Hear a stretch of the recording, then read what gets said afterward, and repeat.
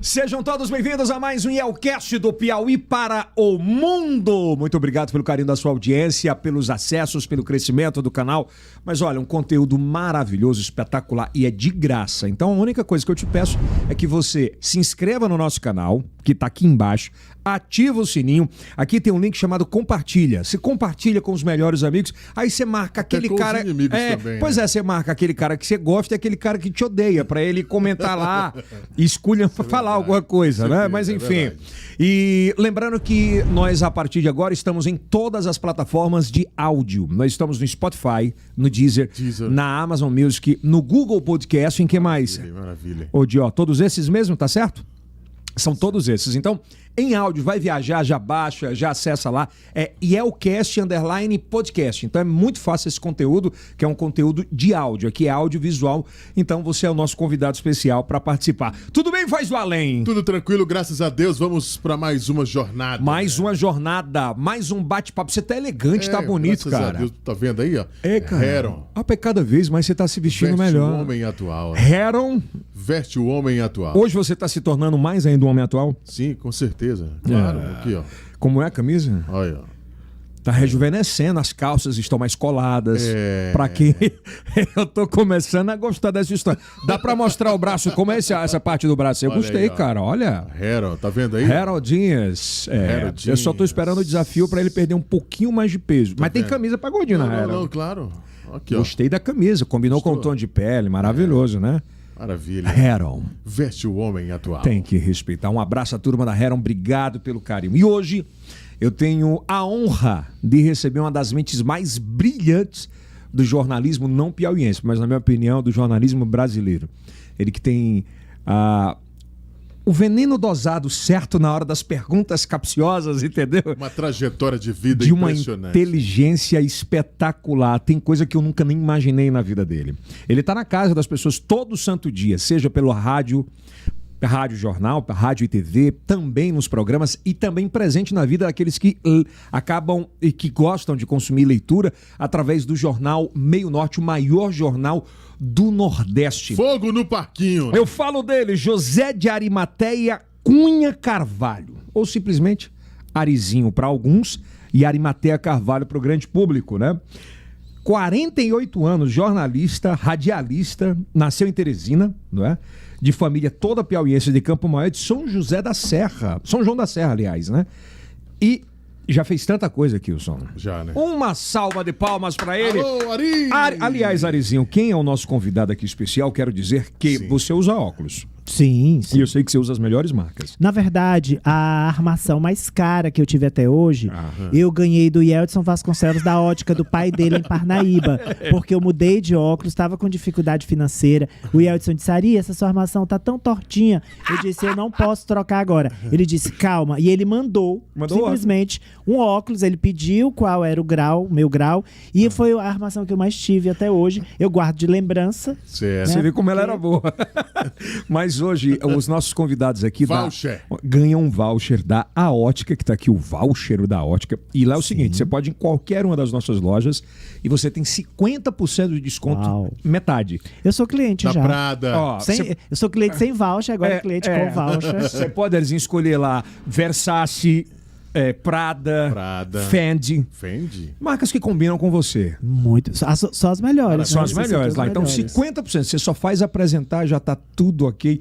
É um presente. Este é um voucher de verdade. 50%. Tem uns vouchers que não são tão... É porque um amigo meu, não sei se vocês já ouviram falar dele, se chama Rivanildo Feitosa. Sim. Pois é, ele tem... as lojas brigam para vesti-lo. E eu sou fã de uma das lojas que o vestem. Aí eu disse, Riva, podia fazer o seguinte, conseguir um desconto para mim. Não vou citar o nome da loja por motivos éticos. Mas se quiser, fica à vontade. Mas é uma loja muito boa. Aí ele disse... Tem jacaré? Então, aí ele disse o seguinte, ele falou, Ari, vá lá, escolha as peças e eu vou autorizar um desconto para você. Aí eu me animei todo e me empolguei. Cheguei na loja, escolhi várias camisas sociais, porque eu sou fã dessa marca. Polo, meia, tudo. Aí eu disse, pronto, aplique o desconto de Rivanildo Feitosa. A vendedora, muito simpática, muito solícita, disse, já está autorizado, senhor. Aplicaria o desconto. Aí eu disse, legal. Quanto ficou? Ela disse, ficou R$3.500. Eu disse, não, mas aí tem um desconto, na verdade. Eu disse, Sim, eu já apliquei o desconto. Aí eu liguei, Rivanildo, de quanto é esse desconto? Ele, ora, Ari, 15%. Aí eu disse, obrigado. Não tem. Aqui é 50%. 50. Brincadeira. Um beijo para o Rivanildo Feitosa. Beijo. A marca é a grife do colonismo. Olha aí, ele é. Eu sou fã dele. Fã. A história dele de vida é muito bonita e merece ser contada. O jornalismo de sociedade no Piauí. Total. Né? Era outra coisa. Total. Profissionalismo. Aliás, Riva, me empresta aquele apartamento em São Paulo quando eu for pra lá. Já pensou? Eu já fiquei lá hospedado. Fica um quarteirão da Rua Augusta. E é numa cobertura. Nossa, coisa. Só fica atrás. Aquele apartamento do Riva, é sério, eu acho que ele só fica atrás. E aí, nesse caso, ele fica bem atrás da casa de praia do Yel. Não, esquece. Fora, porque parece aquelas de Malibu, de Palm Beach. Mas. Quem é José de Arimateia Cunha Carvalho? Pois é, um rapaz que desde a mais tenra infância quis ser jornalista. E lá em casa foi um drama, porque na minha época, né, os novinhos e novinhas vão de estranhar o que eu vou dizer agora, vão dizer assim, meu Deus, é verdade isso? É verdade este bilhete? Na minha época, Yeldson, os jovens queriam ser médicos, se fossem de família abastada, advogado, mas sobretudo eles queriam ser bancário do Banco do Brasil. Alguém deve estar dizendo, não, doideira, Ari.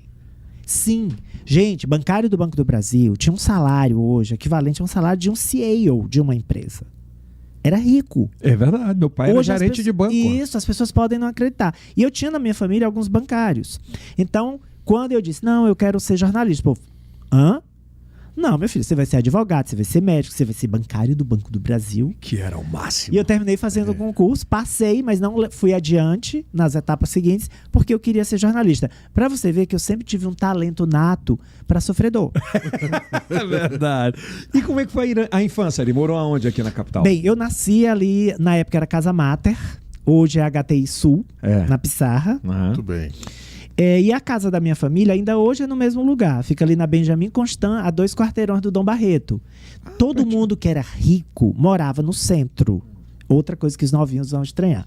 Na Zona Leste era aqui e acolá. Então, na minha rua, na Campos Sales e na minha Benjamin Constant, moravam ali do meu lado. Hoje ex-ministro João Henrique Souza. Aí tinha o professor Marcílio Rangel, dono do Dom Barreto, na esquina. Na frente dele, o Dr. Jesus Estágio era pai. Do lado do Dr. Jesus, o Kleber Montezuma, a família do Kleber. E aí ali era todo mundo. O povo rico morava ali. Era o metro quadrado mais caro. Era o centro. Aí o professor Castelo, né? E o professor, o pai do professor Charles Silveira, né? Que era reitor da UFP. Um sobrado lindo, maravilhoso. Ali é um quarteirão da Praça Saraiva. Do lado do primeiro DP. Sim. Né? E é o professor Camilo da Silveira, reitor da UFP. Então, todo mundo rico morava ali. Aí, o que foi que houve? Houve um movimento mundial, não foi só aqui, os centros das cidades entraram no processo de decadência. O povo rico, todo saiu do centro, e aqui em Teresina, eles foram para a Zona Leste. Em outras cidades, enfim, foi para a Zona Oeste, Zona Sul, aqui foi a Zona Leste. Então, todo mundo que é rico foi para a Zona Leste e o centro entrou em decadência. Mas a minha família, os heróis da resistência, ainda moram lá. Ainda tem gente que mora ali. Mas virou um pedaço muito valioso. Sim, pois é. É uma casa enorme. Eles moram lá. Eu fui criado por tias, né? Fui criado lá no centro.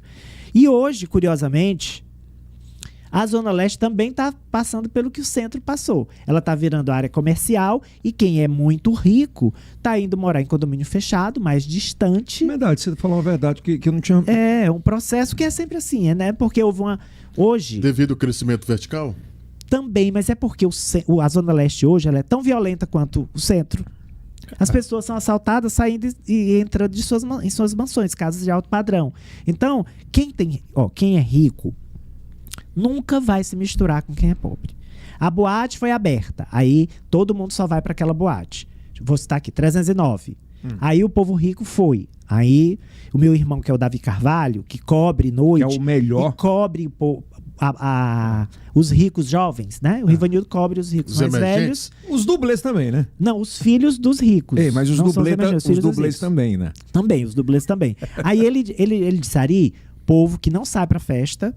tá indo para lá, quando abriu, tá indo para lá. Então, eles vão. Aí a história se espalha, começam a postar nas redes sociais. E qual é o desejo da classe média e da pessoa que não tem dinheiro? É frequentar os bons lugares. Vontade legítima. Claro. Ele tem o dinheiro, dá para pagar? Tem que ir, vai. Quando eles começam a frequentar esses lugares, O rico aí eles percebem, é um movimento assim quase que automático. Aí eles começam a não ir mais e ir para o próximo, e se não tem próximo, aí eles começam a ir para os seus apartamentos, para suas casas, para os sítios. Mas se misturar, eles não se misturam. O dinheiro, a gente vai falar mais na frente, mas tem muito a ver. Quem foi que a gente conversou que ele disse? O dinheiro mudou de mão. Os ricos são os emergentes hoje. Eu acho que o Beto ela falou isso. Ele falou bem sobre isso, que o dinheiro mudou de mão. E quando esses emergentes, que eram emergentes, os novos ricos, né, uma expressão que veio de fora, New Rich, eles ficam muito ricos, aí eles adotam tudo que eles criticavam nos ricos. Os mesmos posicionamentos, os mesmos preconceitos. E aí eles querem, tipo assim, um comentário. Eu sei porque tem um amigo, eu sou pobre, eu moro no bairro Alto Alegre, mas o jornalismo, ele é a elite pobre. Essa é uma definição que a Veja deu na década de 90, que eu acho que ainda vale até hoje. Era uma matéria longa da Veja que dizia, tem jornalista que tem vida de rico, mas ele é pobre. Porque ele é convidado, porque ele tem acesso. Verdade. Então, o jornalista é a elite pobre. Viaja e tudo. Isso, né? Então, eu tenho um amigo rico, muito rico, mais ou menos rico, e amigo pobre. E os ricos, eles dizem assim, Ari, vamos para tal lugar. Aí eu digo assim, é legal, mas vamos para esse outro? Aí ele diz assim, mas lá tá tão misturado. Eu disse, misturado como? Eu já sei, né? Misturado como? Não, a galera mesmo tá indo para tal lugar. Aí eu já sei, então a galera... Então é um comentário sutil. Eles não verbalizam. Eu acho que eles ficam constrangidos de dizer, mas na verdade, meu irmão, eu não vou para lá porque lá só tem pobre. Eu vou para cá porque tem rico. Numa época de politicamente correto, já pensou se um áudio desse vaza? A pessoa é cancelada nas redes sociais, né? Que é o que mais... fulano disse que não vai para lugar que tem pobre. Ele é um hipócrita, ele não vai dizer isso. Mas é assim que ele age. E o pior que é. Então vamos voltar aqui para essa narrativa. Vamos, né? É porque essas histórias são mais deliciosas que a minha trajetória. Foi assim, aí eu estudei ali no centro a vida toda, fiz IFP, na minha época era Escola Técnica Federal do Piauí. Pois é, você passou por um monte de parada que não tem nada a ver com jornalismo, nada, né? Yeldson. Eu fiquei impressionado, eu não conhecia isso. Porque a minha família disse o seguinte, já que você vai ser jornalista, né? Não vai ser advogado, não vai ser médico, pelo menos faz um curso lá na Escola Técnica Federal do Piauí. Era uma tentativa de que eu desistisse. Entendi. E quais os cursos à época lá? Era contabilidade, administração, eletrônica, eletrotécnica. Aí eu fiz um movimento de autopunição. Porque eu poderia ter escolhido contábeis ou administração, talvez até tivesse me destacado e hoje não fosse um jornalista. Mas eu fiz um movimento de autopunição. Eu disse o seguinte, não, eu vou colocar o curso que eu mais vou detestar. Então foi um movimento meio que de... Qual foi o curso? Eletrônica. Que é um curso, eu sabia que ele era... Que é um curso fantástico. Tenho amigos que hoje trabalham na Vale, né? Trabalham nas grandes operadoras do Brasil. O que você mais gostou no curso? O que eu mais gostei... Eu gostava muito da farda, né? Que era a calça azul, anil e a camisa branca da farda. E alguns professores ficaram meus amigos, né? Um deles depois virou diretor do Grupo Meu Norte, o professor Reginaldo. 210 ou 220? Ou 110 ou 220? Então, mas a época eu Terminou? Na época eu terminei, eu tinha que terminar para entrar na UFP. Eu tinha que terminar. Então, quando eu terminei, eu tinha um estágio obrigatório. Aí eu disse, não terminou o processo de martirização.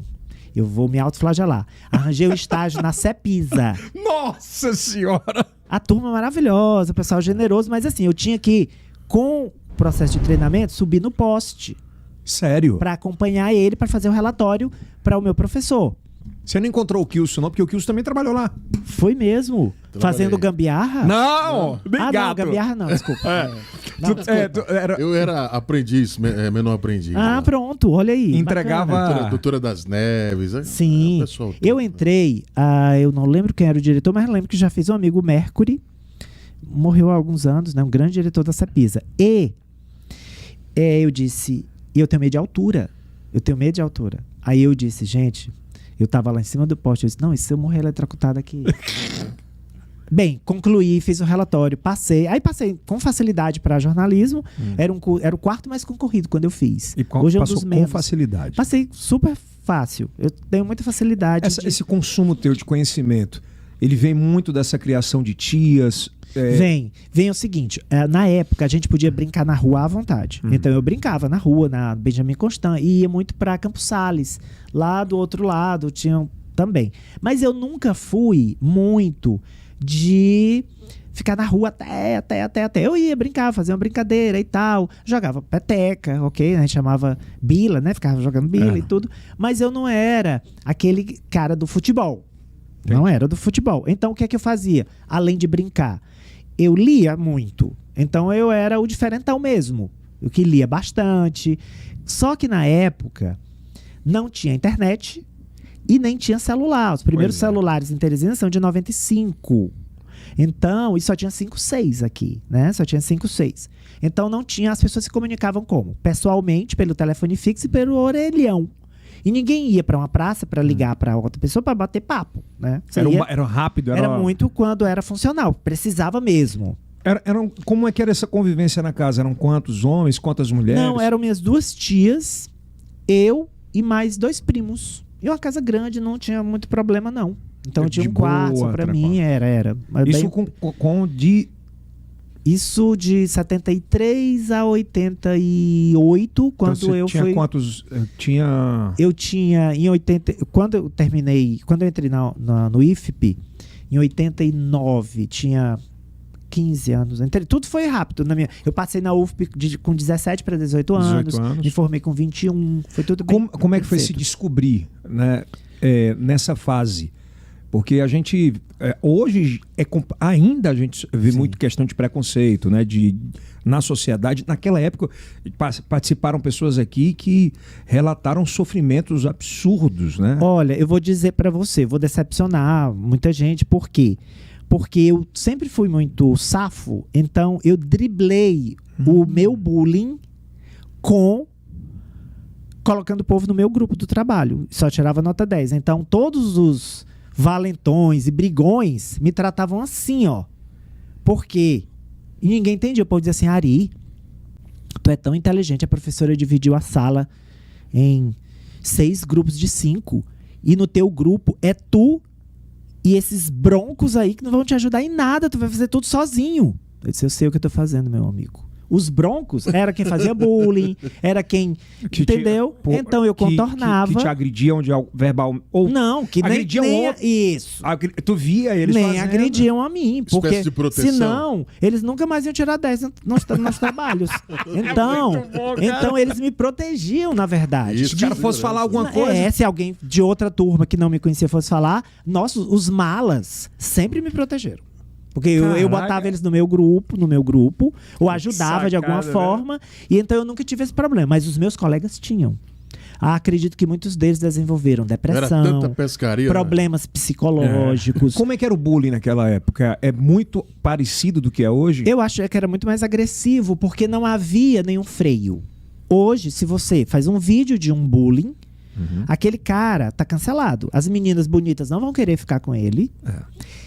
A rede social dele ele vai ser cancelado, ele vai ter problema no emprego dele, a vida para ele vai ficar complicada. Naquela época, se alguém dissesse, olha, fulano aí ficou empurrando no recreio, ficou tirando onda, jogou suco, né, naquele rapaz porque ele é muito delicado. Todo mundo ia dizer, foi mesmo, conta aí, cara. Então aquilo valorizava o comportamento criminoso. Hoje cancela, né? Hoje cancela. Mas naquela época esse comportamento agressivo, era valorizado. Olha que absurdo, né? Era valorizado. E tu já falou como lidou com tudo isso, mas como era no teu eu lidar com tudo isso fora de um ambiente seguro, fora do ambiente da escola, que você tinha os amigos da turma? Sim. Mas porque tinha uma zona neutra, né? Mas não, era o seguinte, eu vivia em casa, onde eu tive uma família muito bem instruída, né? Minha mãe, sobretudo. Vê, né? Então, embora não tenha sido criado por ela, mas ela não é que ela era distante de mim, é porque eu fui pego pelas minhas tias, eu vou criar. E a mãe disse, tá, tudo bem, mas o meu contato era permanente com a minha mãe. E todos eles eram. Então eu tive uma família que me protegeu, na verdade. No ambiente escolar, eu também não tive esse problema. E eu não era, na época, quem tinha 15, 14 anos, Eldis, não ia pra balada. É diferente Só de hoje, brincava ali na rua, que era todo mundo conhecido também. Então, quando eu comecei a sair, aos 18 anos de idade, aí eu já ganhava dinheiro. Foda-se. Aí pronto, aí eu sabia, aí se alguém viesse fazer bullying, eu devolvia 7 com 7 pedras na mão. Ninguém usaria mais. Se você já sofreu preconceito, acho que é muito clichê. O pior constrangimento e da melhor forma que você já saiu. Eu acho que eu lembro. Hoje são meus amigos. Eu era aluno de jornalismo da UFP e apareceu uma vaga para repórter de rua no Jornal Diário do Povo em 1994. Certo. 1994, como eu disse, não tinha internet, não tinha celular. Jornal é o que hoje é esse podcast. Era muito poderoso. Todo mundo lia jornal. E quem não lia, consumia através de quem lia, porque repercutia muito. É uma escadinha, então, né? O jornal destruía uma carreira política, ou construía. Porque as TVs abertas não tinham programação local. Era só ali a Clube com aqueles 2 mini telejornais. Não tinha Meio Norte e tal. Então o jornal era poderoso. Uma notinha de jornal equivale hoje a um comentário seu no Bom Dia Meio Norte. Que as pessoas temem ou querem, né? Dependendo de você elogiar ou criticar. Na época, uma notinha de coluna valia muito. Então, eu disse, meu Deus, será que eu vou conseguir essa vaga? Aí o editor-chefe era o Luiz Brandão, que hoje trabalha no INSS, grande Brandão. E aí eu fui fazer o teste. Cláudio Barros era o principal colunista do jornal. Só tinha fera. Quem tinha saído, na época, era a professora Elmira Simeão, grande jornalista também. Sim. Aí eu fui fazer o teste.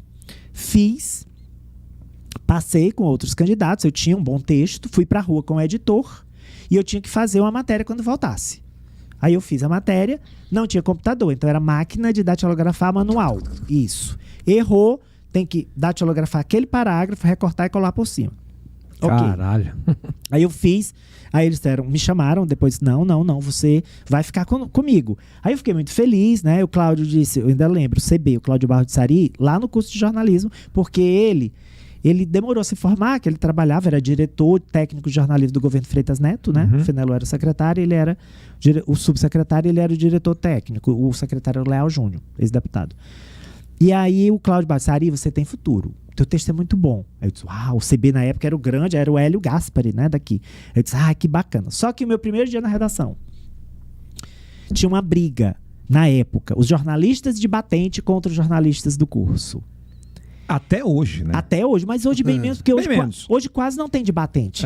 Né, nos jornais impressos, eu digo. Claro. Então tinha uma briga, era tipo assim, esse é do curso, só quer ser, ele acha que escreve melhor que a gente. O de batente é o cara que aprendeu na marra por talento puro, né? Isso, porque o nosso curso é de 84, o da UFP, o primeiro. Então eles dizem assim, isso aí é uma almofadinha. Vem lá da faculdade, hoje é Nutella. Aprendeu tudo na sala de aula, não sabe o que é rua. E o povo do curso dizia assim, porque os jornalistas de batente, né, que não sabem a diferença de mal com U e mal com L, então assim, tinha essa rivalidade. E quando eu entrei na redação, tinha pouca gente do curso. Tinha o editor-chefe, o Luiz Brandão, tinha a Núbia Ramos, que hoje é diretora da Antares, e mais um ou dois. O resto era tudo de batente. E gente, assim, de 50 e poucos anos. E aí eu sofri. Eles diziam mesmo, era na cara dura. Aí, ó, uma fadinha lá do curso da Federal. Cara, isso é ruim. Sabe escrever, Gilmário? Que eu era o meu editor, Gilmário Alves. Sabe escrever? Leva ele pra rua, pra ver se ele sobrevive. Só que eu me saí muito bem na rua. Eu voltava com 4, 5 matérias. Eu não tinha medo de entrevistar. Usava o gravadorzinho portátil e fazia entrevista e tal. Então eu rompi. Na época era um gravadorzinho. Tinha um gravadorzinho com a fitinha desse tamanhozinho. Então eu rompi isso na prática. Já dei manchete logo do jornal, fazia reportagens especiais. Mas pra mim foi um choque. Quando eu entrei na redação todo eufórico. Consegui uma vaga. E o povo... Lá vem esse aí do curso de jornalismo. Qual foi a tua primeira... Querem ser melhor que a gente. A tua primeira manchete de jornal? Aliás, como é que você enveredou pra... Tá, eu vou falar a primeira manchete significativa. Certo. Porque manchete eu dei logo, né? Tipo, um acidente no centro de Teresina. Acidente rendia manchete na época. Assassinato, então, era um por mês. Por mês, que o som de onde? Mês. Que isso nessa época você tava quebrado. Tava, amigo. Não existia programa policial. Ela existia. Não tinha como sustentar programa policial. Aí, a primeira manchete. O prefeito Alferraz estava internado em São Paulo. Foi 95, né? Eu não tinha um ano ainda. E eu percebi que aquilo ia render. Então eu disse, gente, eu não faço feeling, né? eu disse, eu não faço política. Então não adianta eu querer entrar na editoria de política agora. O que eu vou fazer? Aí eu disse, Gilmário, eu quero te vender uma pauta. Porque a gente chama assim no jornalismo. Eu disse, eu quero te vender uma pauta. Porque ele é que me pautava. Ele era pauteiro também. Então eu não tinha a decisão sobre o que eu faria. A não ser o muito factual, né? Aí ele disse, o que é? Eu disse, eu quero fazer uma matéria especial dizendo o seguinte: o Al-Ferraz vira mito em vida. Porque você vira mito quando morre. É verdade. E ele não morreu. Eu quero fazer essa matéria. Ele disse, Ari, talvez pegue mal. Talvez pareça um obituário antecipado, que tu tá dizendo que o cara vai morrer. Eu disse, não, eu não vou pegar por esse lado. Por esse lado. Eu vou dizer que ele já virou mito. Pois faz o seguinte, deixa eu fazer as entrevistas. E aí tu avalia, tu vai comigo e tu avalia se ele virou, se ele não virou mito. Aí a gente escolheu os bairros mais pobres de Teresina, as vilas que estavam nascendo, e escolhemos bairros ricos, de alto padrão. Todo mundo tratou ele como um mito já. Como se ele já fosse uma estátua. Ele era uma estátua de si mesmo, só que ele estava lá no hospital, né, em estado grave. Aí eu disse, viu? Eles, puta matéria. Faz. Aí eu fiz, foram 2 páginas e foi a manchete do jornal. Ok, tá. Aí tudo bem. Como o Al-Ferraz morreu? O Al-Ferraz morreu por volta aí depois de 10 da noite. Os jornais todos fechavam às 8h30. 8h30 era que era. E não tinha TV para dar plantão, não tinha blog, porque não tinha internet. Não tinha Instagram. Não tinha Instagram, não tinha nada. Então o jornal era que tinha que dar. E havia uma competição entre o Jornal Diário do Povo, onde eu trabalhava, e o Jornal O Dia, que era líder. O Meio Norte só surgiu no dia 1º de janeiro de 95, era novinho, né? Era um jornal novinho.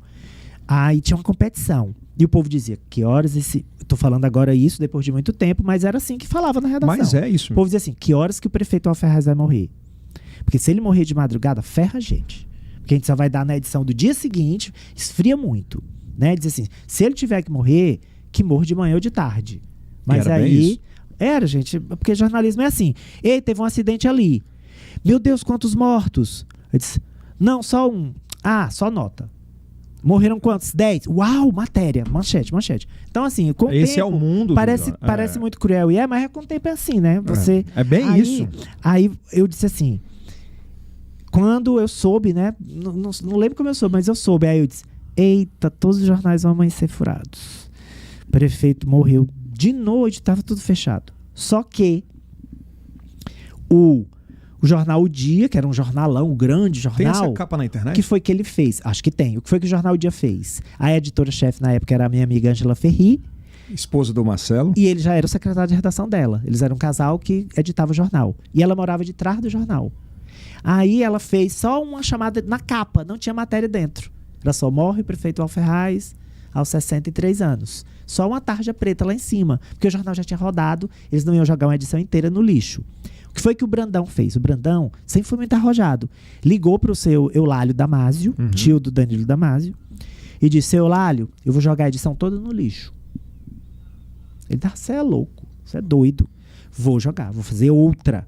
Aí ele disse, rapaz, você vai fazer outra edição por conta de uma matéria. Aliás, de uma chamada de primeira página. Não dá tempo de fazer matéria. A matéria tá feita. Aí ele disse, a gente deu a manchete com a matéria do Ari, desse novato. A gente vai republicar a matéria, eu só acrescento a morte. Porque a matéria dele é perfeita e a gente deu manchete há uma semana, foi uma semana antes. Aí a minha manchete foi manchete de novo, um dos poucos casos que é uma matéria 2 vezes manchete de jornal, mas com a informação da morte. E aí ali foi minha primeira manchete de projeção, porque todo mundo, o jornal na época era equivalente a um programa de TV. Então todo mundo começou a dizer, quem é esse rapaz? Arimatea Carvalho? Quem é? Ah, quem é Arimatea? Meu Deus, que o texto tá bom, é um bom texto. Nas 24 horas posteriores a essa publicação, o que é que apareceu? Aí todos os jornalistas se encontravam nas coberturas, e aí todo mundo passou a me tratar diferente nas coberturas, né? Dizer, e aí, Ari, tem alguma novidade, alguma matéria Tem mesmo hoje, essa diferença quando o cara começa ali? Tem. Tem sim. Aí, que na época a gente encontrava muito. A Cíntia era repórter de TV de rua. A gente encontrava as equipes todas, né? De todas as TVs, de todos os jornais juntos e ficava conversando. E aí foi a minha primeira manchete de destaque. Foi essa. Foi um ponto marcante. Foi um ponto de inflexão na minha carreira, quando eu tive aquele boom. Assim. Foi a virada de chave. Foi. E foi logo no começo, né? A gente tá aqui brindando. É o seguinte, o Yeldson, ele abriu uma garrafa de vinho, que é um dos vinhos mais caros que ele tem na adega dele. Não sei se vocês sabem, mas ele tem uma adega importada. Não. Ele abriu essa garrafa pra mim. Eu não vou dizer o rótulo, porque eu não quero constranger as pessoas. Mas ele é quase o preço dessa cadeira de 7 mil reais. Quase o preço dessa cadeira de Por 7 favor, mil reais. Saboreie, né? Você conhece pelo odor, pelo aroma. Pelo aroma. Você já sabe se o vinho é bom ou não, né? E eu tava vendo aqui nessa revisão de pré-produção, você teve problema com álcool, né? E Yeldson, eu tive recente. Foi recente isso? Eu não bebia até os 21 anos de idade. Nunca tinha tocado em álcool. Sério? A partir de 21, passei a beber normalmente. Vai sair com os amigos? Normalmente. Eu tive um problema já recente, de uns... Eu parei com o problema de uns 5 anos pra cá. Caramba! Eu tinha problema sério de abuso de álcool. Eu nunca usei drogas, nenhum tipo. Mas eu tinha sério problema de abuso de álcool. Qual era o abuso? Eu trabalhava num ritmo insano, de 12, 14 horas por dia. E quando eu saía, eu pensava assim, vou extravasar.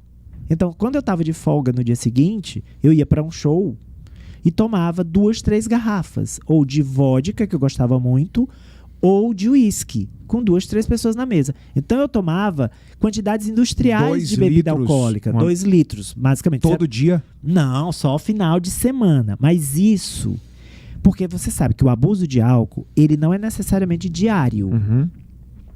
Eu sempre fui muito responsável. Então, nunca me deixei me prejudicar por conta de álcool no meu trabalho. Nunca foi. Mas no final de semana... Nunca foi afetado. Eu exagerava, gente. Aí eu comecei a perceber que eu ia me virar um dependente de álcool. O que me salvou foi a minha força de vontade? Não, porque eu não vou ser hipócrita. Não foi. Mas desculpa interromper essa linha de raciocínio, né? Nesse abuso, ele ficou cada vez mais frequente? Cada vez. E começou a te deixar ruim durante a semana? Sim, me adoeceu, na verdade, que é o que eu vou contar agora. Eu saía com Péricles Mendel, jornalista, né, do Grupo Cidade Verde. Eu saía com a Liza Mendes, que é assessora de imprensa do secretário Florentino Neto. Ana Karine Nascimento Vale, né, que hoje mora em Fortaleza. E aí, dava 4 horas da manhã. Na época não tinha pandemia, os shows, os eventos iam até 6. Então, dava 4 horas, eu dizia assim, eu chamava o garçom e disse, traga mais uma garrafa. E eu lembro que o Péricles dizia assim, tu vai pagar sozinho, né? Porque eu não vou rachar essa contigo, amigo. É a terceira e já são 4 horas da manhã. E o Péricles bebe pouco. A Liza, eu sempre saía com gente que bebia pouco. Então você era o trator. Eles tomavam 1, 2 doses ali no Embromation. E aí eles diziam, Ari, pelo amor de Deus, não faz isso, é a terceira. Não. Aí eu disse, compra só uma dose. Eu disse, não. Quero 1 litro. Então eu tava virando a Amy Winehouse. Né? Só que ao invés de tomar gin, como ela adorava, né? Tanqueray com Coca-Cola, ela pôs isso na música dela.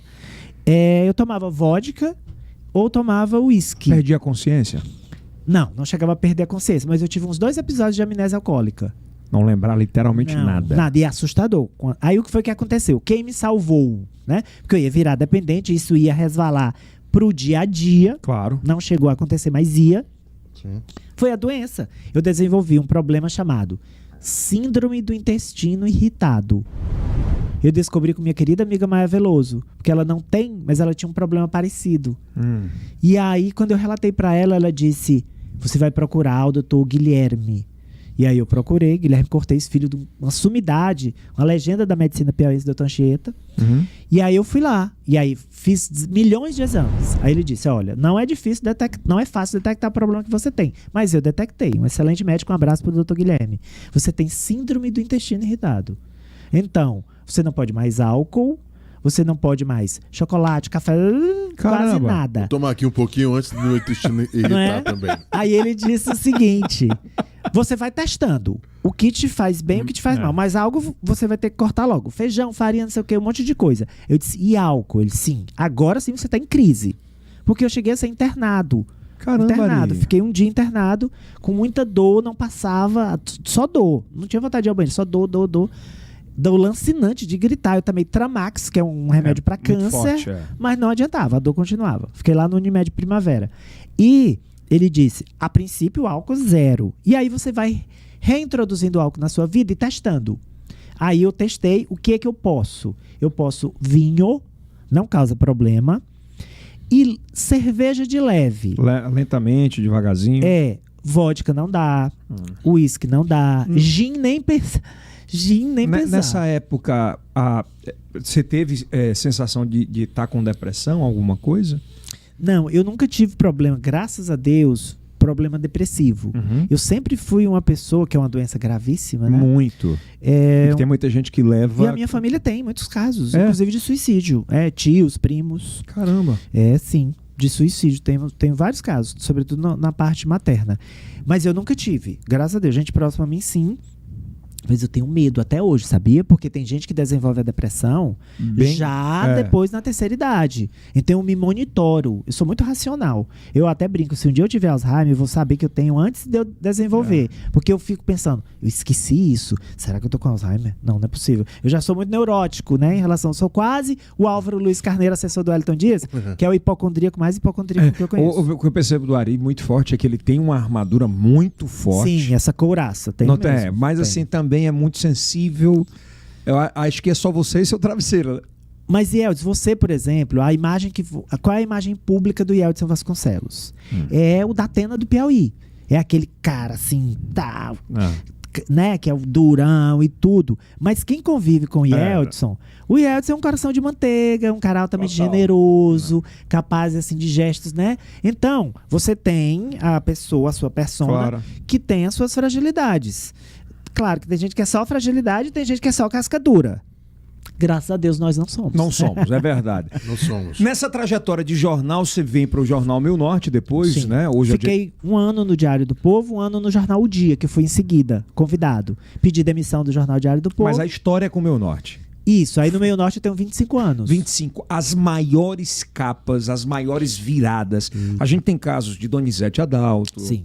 Verdade. Francisca Trindade. Falando de televisão, a primeira vez que eu fiz transmissão para Meu Norte Forte foi no dia da morte da Jacada Juju.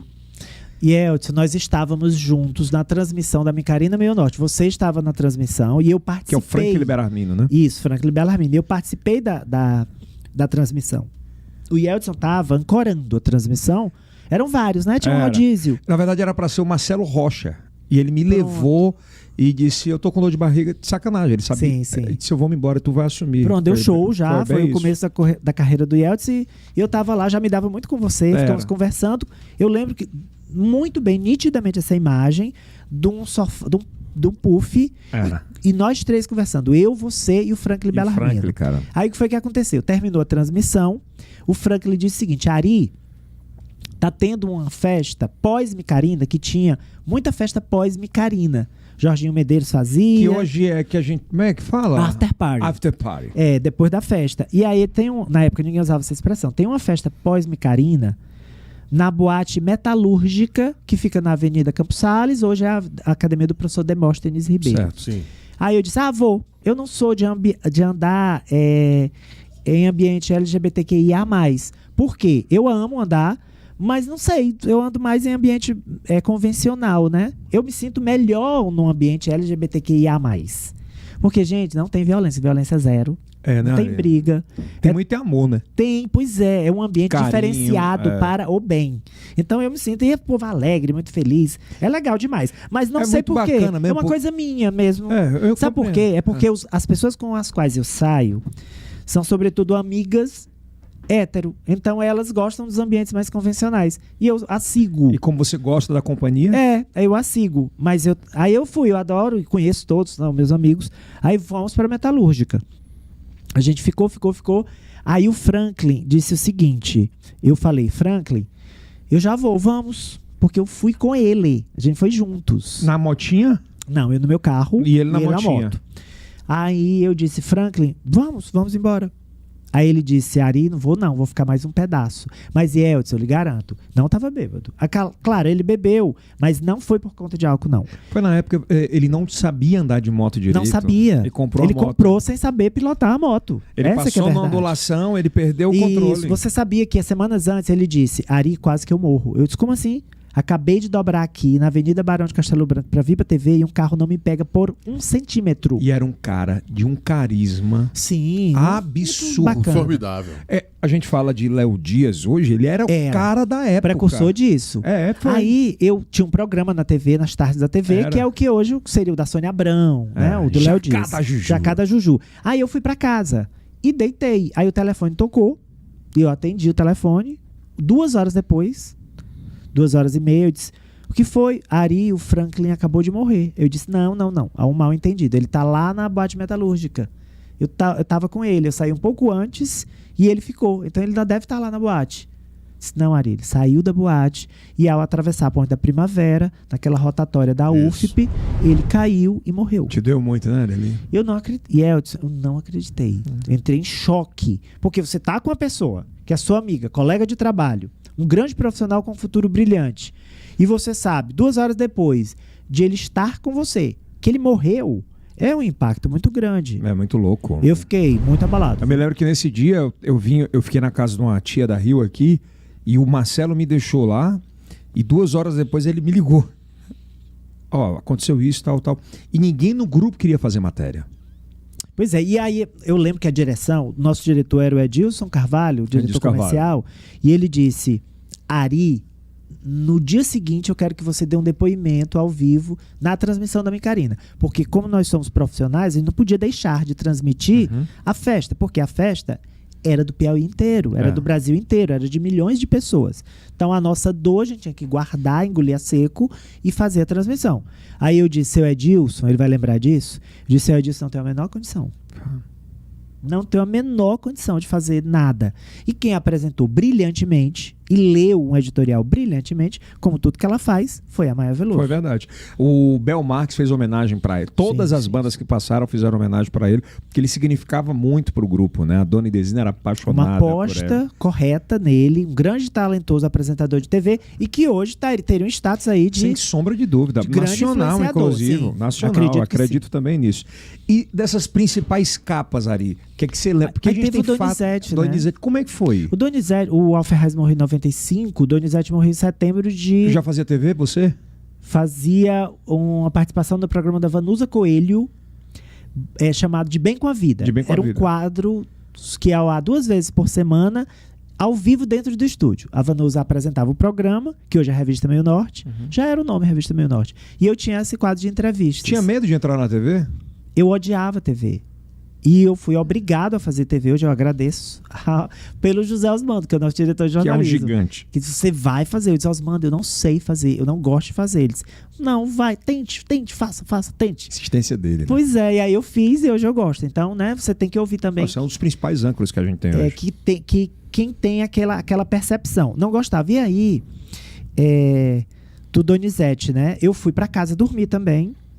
Quando foi por volta de meia-noite, depois de meia-noite. Só pra gente entender, pra gente chegar nessa parte, como é que era a tua convivência com ele ali dentro do grupo? Do Donizete? Era muito ruim. Ele se relacionava mal com a maioria dos jornalistas. Ele era muito malquisto na categoria. Tô falando isso aqui porque eu tenho que falar a verdade. Né? Claro. Ele é um mito para a população em geral. O Robert falou isso aqui. No meio jornalístico ele não era, ele era detestado. Primeiro porque ele gostava mesmo de atacar os colegas. Né? Ele era um jornalista, um grande comunicador paranaense que veio para cá e não fez amizade com ele. Ele atacava os jornalistas, essa que é a verdade, né? Parecia que ele meio que não gostava da imprensa local, pelo menos não. O Robert chegou a falar aqui que ele era chantagista, charlatão. Aí o que a gente sabia? O que a gente sabia dos gestores? Que ele fazia uma proposta X, aí o cara dizia não. Aí ele começava a criticar e a detonar o cara. Aí o cara dizia sim e não era nem para elogiar. Ele dizia sim, aí se o cara tivesse muita visibilidade, ele elogiava. Se não tivesse visibilidade, ele ignorava. Então era: você me paga para eu blindar você. Ou, se você tem muita projeção, para eu aqui acolá fazer um elogio. E se você não fechar, eu te detono. Simples assim. E, gente, se vários gestores que não se comunicavam entre si relatavam isso para diferentes jornalistas, é óbvio que era um fato. Claro. Não era uma invencionice. Sim. Ele era odiado, né, cara? Ele não era. No grupo, né? Ele não era bem quisto, tá? Na imprensa, não era. E salvo algumas exceções, obviamente. E quando ele morreu, eu estava em casa, recebi um telefonema, atendi, disseram, corre para a redação que assassinaram o Donizete e nós vamos fazer uma edição especial. E isso era de sexta para sábado. E sábado a gente tinha uma edição que a gente só chegava às 9h30, 10 da manhã para fazer a edição de domingo que circulava no final da tarde e início da noite. Aí eu corri, né? Já tinha carro na época e era novinho, eu tinha, sei lá, 20 e poucos anos, né? Aí eu fui, voltei. Você não era o editor? Eu era subeditor-chefe já. O editor era o Fenelon Rocha. Desculpa, era o João de Deus. O Fenelon já tinha saído e o João de Deus que é o Osmando que trouxe. Grande João de Deus. Grande João de Deus também. Isso. Aí, Kilson... O Fenelon a gente se dá mais... Sim, o Fenelon foi que me levou pro Jornal O Dia e pro Meio Norte. Foi ele que me levou. Eu corri, né? Aí eu disse, meu Deus, será que é verdade e tal? Tá, fui. Cheguei na redação. Ari, vamos fazer uma edição nova que vai circular por volta aí de meio-dia. Essa edição foi a maior tiragem da história do Jornal Meio Norte até hoje. Saiu de quanto para quanto? A gente circulava 10 mil, 12 mil, circulamos com 30 mil. Esgotou, não sobrou nenhum exemplar. Que loucura, né? E o Paulo sempre foi muito louco nesse negócio de ter volume, né? Sim, 30 mil exemplares, todos vendidos. Na época, o jornal era vendido mesmo pelos vendedores nos semáforos e tal. E a gente vendeu tudo. Aí a gente fez essa edição. Aí eu lembro que eu cheguei na redação 3 da manhã e saí por volta aí de 4 da tarde. Ou seja, 13 horas, né, na redação. Aí a gente fez, o Efrem cobriu, o Efrem já era nosso, e a gente teve engraçado. Onde ele morreu, ali era uma escuridão total na Marechal Castelo Branco, embaixo da Ponte da Primavera. Sim. E era um ponto em que as profissionais do sexo, as travestis, algumas levavam seus clientes. Sério? Então era tudo escuro, não tinha iluminação pública. E uma travesti, uma profissional do sexo, o depoimento dela foi importantíssimo para a polícia desvendar a descrição física de quem estava na Kombi. Porque ela estava ali com o cliente, opa, tem alguma coisa errada. Então ela viu, ela estava no escuro, ninguém a viu, mas ela viu. E aí, na época, houve uma série de imprecisões, né? Porque alguns deles, uns se pareciam com fulano, que pareciam até com hoje ciclano, ainda tá né? nisso, Pois né? é. O julgamento, no caso, não está encerrado, né? Não Porque tá. o principal acusado de ser o mandante aguarda ainda julgamento. E nós já convidamos ele, inclusive, para vir para cá. Não sei se ele vai topar. Sim. Como é que fazer, por exemplo, uma capa de alguém que você não suporta e ter que narrar aquilo? Mas veja bem, ele tinha uma coluna no jornal, que hoje é a coluna do Rivanildo Feitosa. Depois que ele morreu, passou a ser a da Nuxa Mello. É a coluna social de uma página. Ele tinha? Tinha, no jornal. Nessa época ele não tinha mais, porque ele tinha saído para se candidatar. Mas um pouco antes, quando ele era do Grupo Meio Norte, ele era apresentador de TV e tinha uma coluna de página inteira Social. no jornal. Social. Que loucura, eu não sabia disso, não. Social. Ele botava mulheres belíssimas, lindíssimas e tal, né? Foi um precursor também dessas mulheres bonitas nos sites e tal. Também tem que dar a César o que é de César. E aí eu dava muita chamada da coluna dele na capa do jornal. Profissionalismo acima de tudo. Claro. Sempre eu chamava na capa para a coluna dele, porque rendia leitura. E não tinha venda. Uma coisa não tinha nada a ver com a outra, né? Então eu sei separar isso. Nesse meio, principalmente de redação, antes de internet, né? Sim. Tinha muito assédio? No sentido de assédio moral, assédio de trabalho mesmo. Tinha. Que tu via, às vezes, Sim, e ficava constrangido muitas tinha vezes. sim. Sabe por quê, Yeldson? Porque a gente tem uma sociedade que hoje é bem outra. É bem outra. Olha, hoje você, por exemplo, não deve usar o verbo denegrir, porque é racista. Sim. Denegrir, tornar negro. Por que tornar negro é ruim? Lista negra, ninguém usa mais. Humor negro, humor dark, negro, né? Lista negra, ninguém usa mais. Você usa... Inveja branca. Isso, exatamente. Inveja branca, humor negro, lista negra. Você usa lista proibida, lista vermelha, tá? Por exemplo, Mas isso tu acha que é... mercado negro. Ah, eu comprei no mercado negro. Não usa mais. Não existe mais. Você comprou um produto pirata, né? Então, a sociedade mudou, graças a Deus. Verdade. Estamos evoluindo. Na época, quem fazia assédio moral, muito provavelmente não tinha noção daquilo que ele estava fazendo. Fazia sem saber. Fazia porque não tinha caráter, óbvio. Claro. Porque era um crápula, mas fazia sem pensar assim, eu tô fazendo assédio moral, mas eu tô fazendo. Hoje quem faz sabe que tá fazendo. Total. Sabe que tá fazendo, né? Então não sabia. Deveria ser punido, mas na época quem era a vítima também não tinha noção de que estava sendo vítima. Achava assim, é meu chefe, ele pode fazer, né? Eu, em relação a mim, nunca tive, graças a Deus. Mas eu vi, assim, algumas pessoas. Cenário nacional e cenário local. Sim. Quem são os melhores que você hoje consome de jornalismo e quem você não consome absurdamente? Olha, eu consumo muitos comentaristas e comentaristas políticos da CNN, da Globo News. Eu gosto especialmente do Gerson Camarote, que tem um blog. Camarote, né? E é comentarista da Globo News e tem blog também no Globo.com. Gosto muito da Andréa Sadi.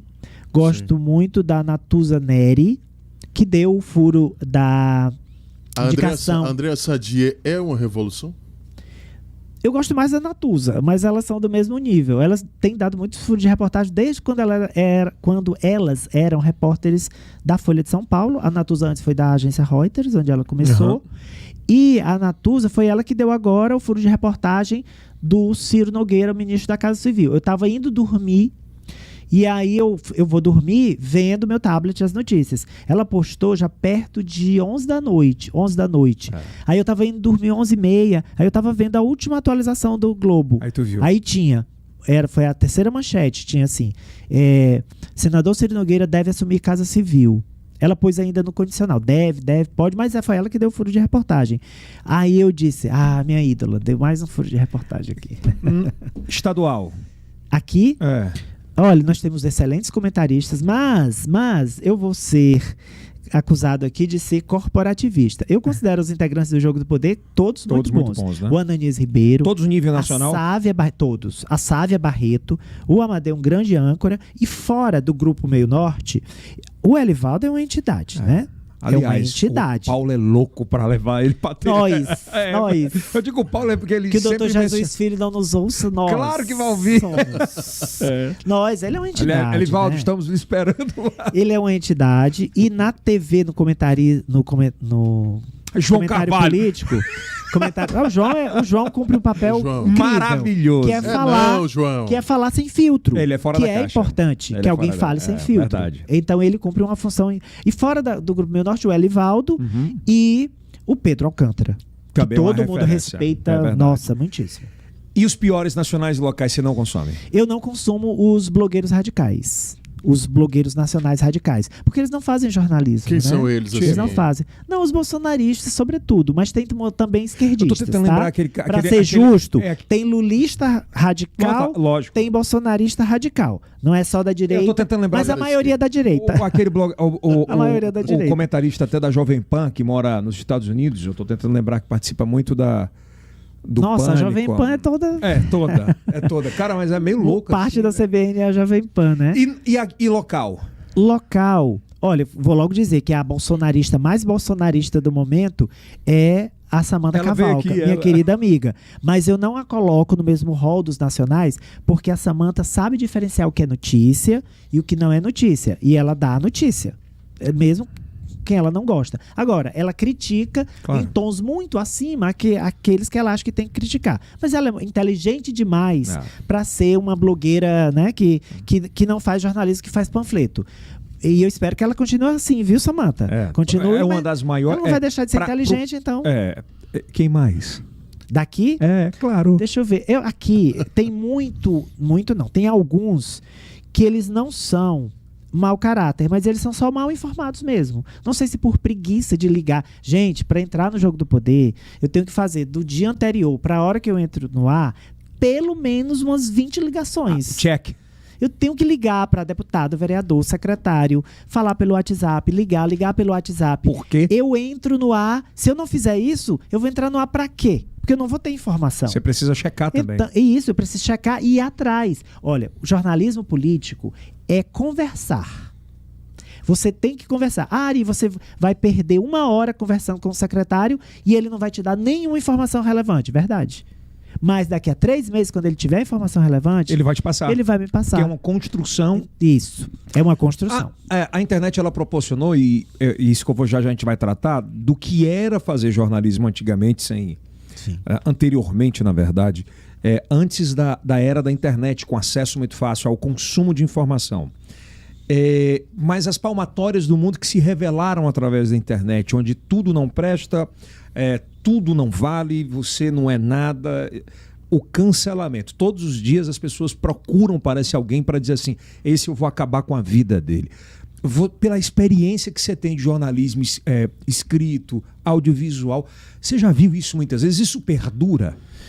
Olha, Yeldson, as redes sociais, elas se tornaram um lugar de ódio e intolerância, de rancor, de malquerença. E eu fico muito triste, porque não era assim. Então, é a maioria? Não. Só que acontece em relação aos extremistas de direita e de esquerda. Aqueles 30% se comportam como se fossem os 70%, que não são. Entendeu? Aqueles 30% radicais se comportam. Então, eles fazem mais barulho, eles xingam mais, eles fazem campanha de cancelamento. E quem não é assim, não se manifesta. Não se manifesta. Então, parece que eles são maioria. Mas, na verdade, eles não são. Agora, esse grupo de ódio, ele é um grupo sistemático, coordenado. Um coloca lá uma isca e vai todo mundo lá, feito arquitetado, um cardume de piranhas para tirar o seu naco da carne da vítima. Que a vítima pode ser um comunicador, pode ser um artista, enfim, pode ser qualquer pessoa. Eu espero que no futuro a gente crie mecanismos de fazer sobrepeso para isso. Porque senão, gente, as redes sociais vão perder as melhores pessoas. Porque o povo vai abandonar. Porque as pessoas estão adoecendo, elas estão ficando depressivas. Então, elas vão terminar. Primeiro, a rede social, o princípio dela em si, das redes sociais, já é um princípio meio estranho. Por quê? É uma realidade editada. Então, nada daquilo é real. Você não vê tristeza, né? Por isso, a realidade é editada. Então, ali só tem o que eu quero que as pessoas vejam. Então, não é a realidade, né? Não é a realidade. Eu estou muito pé atrás. Você vê que eu não sou influenciador digital. Ari, você é influenciador digital? Não. Eu sou. Tenho um blog de política, coluna de política, sou editor do jornal, apresento um programa de rádio, que é uma revista, sou comentarista político na TV. Eu sou influenciador digital? Não. Quero ser? Não. Porque esse universo me assusta.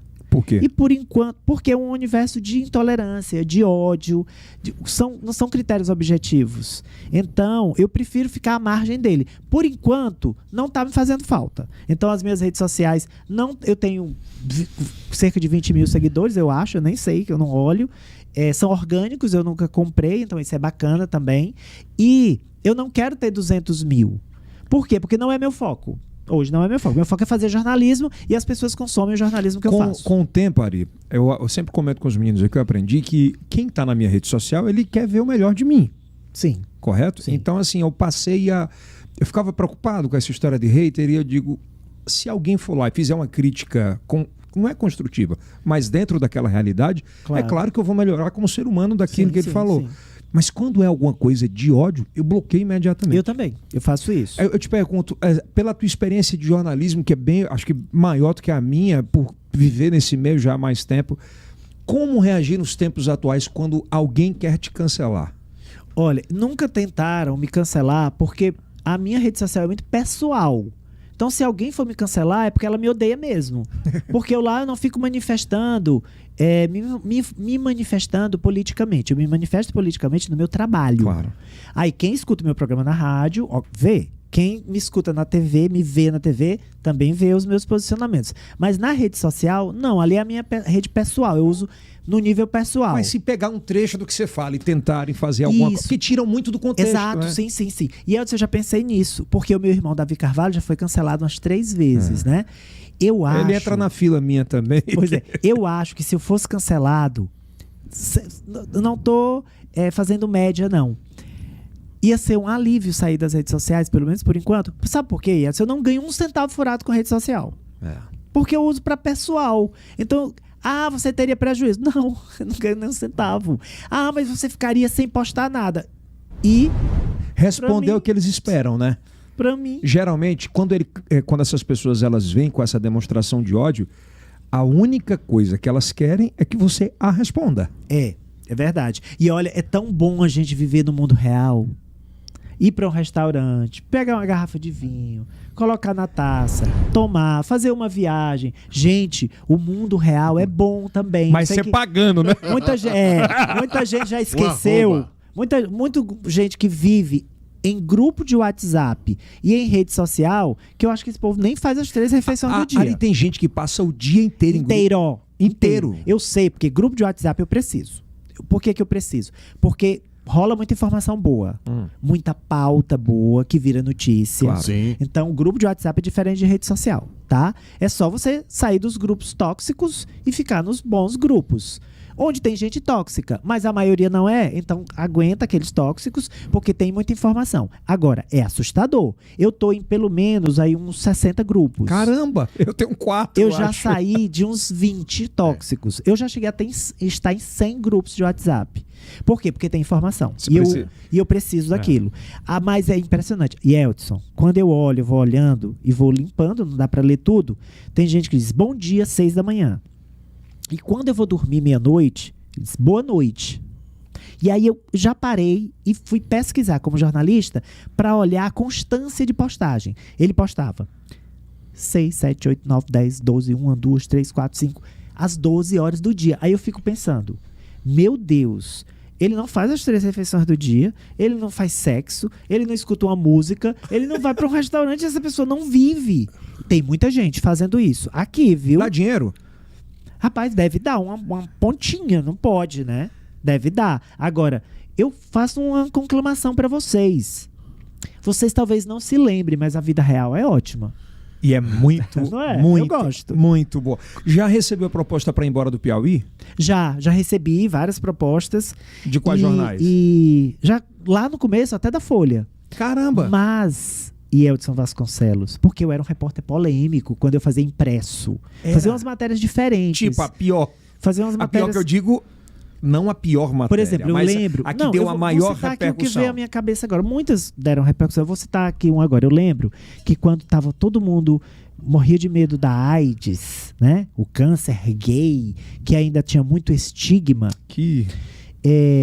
Um casal que tivesse AIDS no Mocambe era expulso do bairro. E foi. Na época o casal foi expulso. Foi. Um dos primeiros pacientes com o vírus HIV aqui. Era um casal jovem. Eles foram expulsos do conjunto. Isso em 1992, 93. Bem, e eu fiz uma matéria. Eu disse, gente... salão de beleza, eles esterilizam as coisas? Aí eu ouvi um infectologista. Caramba. Tem risco, depende, tem que esterilizar. Aí eu fui, Gilmar de Sari, tu tem certeza que tu vai fazer essa matéria? Teresina é uma cidade pequena, tu não vai poder nunca mais passar na frente de um salão. Eu disse, vou. Aí eu pesquisei os principais salões, grande, pequeno. Não faziam? Não, ninguém esterilizava nada. Tesoura, fazia tudo, cortava unha, manicure e tal. Que hoje é abominável se não fizer isso. E tem, claro que tem um risco, porque tem aqui o sangue, né? E aí eu fiz. Aí eu ouvi a vigilância sanitária, ouvi tudo e foi a manchete do jornal. Eu lembro que quando eu cheguei no dia seguinte, o doutor Eulálio Damasio estava entrando, era o diretor do jornal, e ele disse assim, você gosta de uma confusão, né, meu filho? Só não vai me dizer que ele tinha salão, não. Aí tinha não. Aí eu disse, o que foi, doutor Eulálio? Aí ele disse...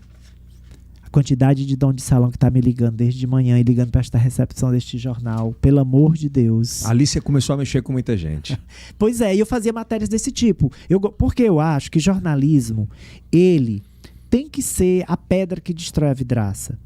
Claro que existe o jornalismo para reportar coisas boas que estão sendo feitas. Óbvio.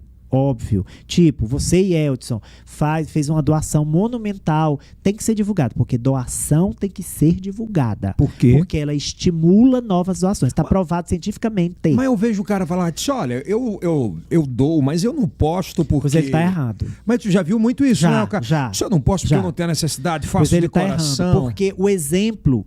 no mínimo, ele constrange quem tem o mesmo patrimônio que ele não doa. Tá provado. Onde divulga-se muita doação, as doações aumentam dos outros. Então, retornando aqui ao fio da meada, tava falando de que me recupera, que eu sou assim. Eu também sou assim. Eu tenho uma voz do além aqui que me ajuda. O jornalismo é ele que quebra a vidraça. E pronto. A gente tem que reportar o que é bom. Mas o jornalismo, ele é sobretudo... a pedra que quebra a vidraça. Então, tem gente que diz assim, poxa, Ari, mas o jornalista só vê o lado ruim das coisas. Em geral, é bem isso, tá? É porque o lado bom, ok, tá funcionando. É a obrigação. Ok. Tá bom, tem que funcionar andando. mesmo. Agora, claro que a gente vai mostrar uma Raíssa Leal que ganhou medalha de prata e era uma menina muito humilde de Imperatriz. Tem esse lado, tá? Fadinha, né? A fadinha do skate. Mas o jornalista, em geral, é pra mostrar o problema mesmo. A capa, eu sempre escutei isso na minha trajetória de vida, que capa que vende, a capa que derrama. Tem quem foi que me falou isso uma vez? Que disse que eu sempre ouvia isso. Não sei se foi o Marcelo, ele falava que jornalismo é uma gota de sangue do lado direito e uma lágrima do lado esquerdo. Agora tem que saber. O jornalismo policial no meio impresso e no rádio e na TV, hoje ele tem um peso menor do que já teve. Verdade. Tem um peso menor. Você vê que o programa do Datena é uma revista. É uma revista. O Bom Dia é uma revista. Exatamente. Então pronto, o seu programa. Então já foi pesadão. Hoje não. Hoje tem, claro que tem a realidade, mas dosa, né? O Kilson entrava no meu programa, os boletins entram diariamente no meu programa, tem aquilo ali, em seguida eu mostro um lançamento de um curta-metragem sobre... Para aliviar, né, Ari? Então você tem que dosar isso, né? Mas o jornalismo policial já foi... Como é que é fazer jornalismo nessa era de rede social e como se fazia antes? Qual é a importância? Assim, eu escuto muito hoje, Ari, que cada vez mais os transmissores perdem a sua força para os links. Sim, é verdade. Agora, eu acredito no seguinte: o bom jornalismo profissional e bem apurado nunca deixará de ser relevante. Há quanto tempo a gente escuta essa história que rádio vai acabar, TV não Pelo acaba, contrário, cresceu. No caso dos impressos, tudo bem que eles vivem uma crise, ok, é mundial, o mercado de revistas e de jornais, mas veja como nada, como um dia atrás do outro, com a noite no meio. O rádio já foi vaticinado que ele sumiria. E o rádio voltou hoje nos Estados Unidos e na maioria dos países desenvolvidos com força igual ou maior que a internet. Esse movimento está chegando aqui, mas vai chegar mais, viu, gente? Hoje, radialista nos Estados Unidos é milionária celebridade. Mais do que pessoal de internet. Então, o rádio, que já era para ter sumido, voltou, porque a tecnologia... E eu estou aqui na banca de sapateiro, certo? Aí eu estou aqui no ar, ok. Eu uso o meu celular e eu não estou nem aí. É como a Tati falou lá na CBN, quando a CBN começou a ser transmitida pela rede social. Eles não são TV, mas está na rede social. Ela comendo uma coxinha. Gente, eu vou continuar comendo a coxinha no intervalo, viu? Sei que vocês estão me vendo comendo coxinha, mas eu não vou, já desencanei. Então eu estou aqui. Aí eu recebo aqui, ó. Ari, acabou de acontecer um desabamento de um prédio na Frei Serafim. Tá aí o vídeo que eu acabei de fazer para você. O motorista da Uber mandou. Aí eu digo assim: são 17 horas e 40 minutos e um prédio acaba de desabar na Avenida Frei Serafim. O nosso ouvinte, Matos, da Uber, fez um vídeo de 30 segundos que o meu diretor vai espelhar comigo agora. Mostra aí, André César, o vídeo do desabamento que acabou de acontecer. Não! Para aquilo ali entrar na internet, amigo, vai demorar um pouquinho mais.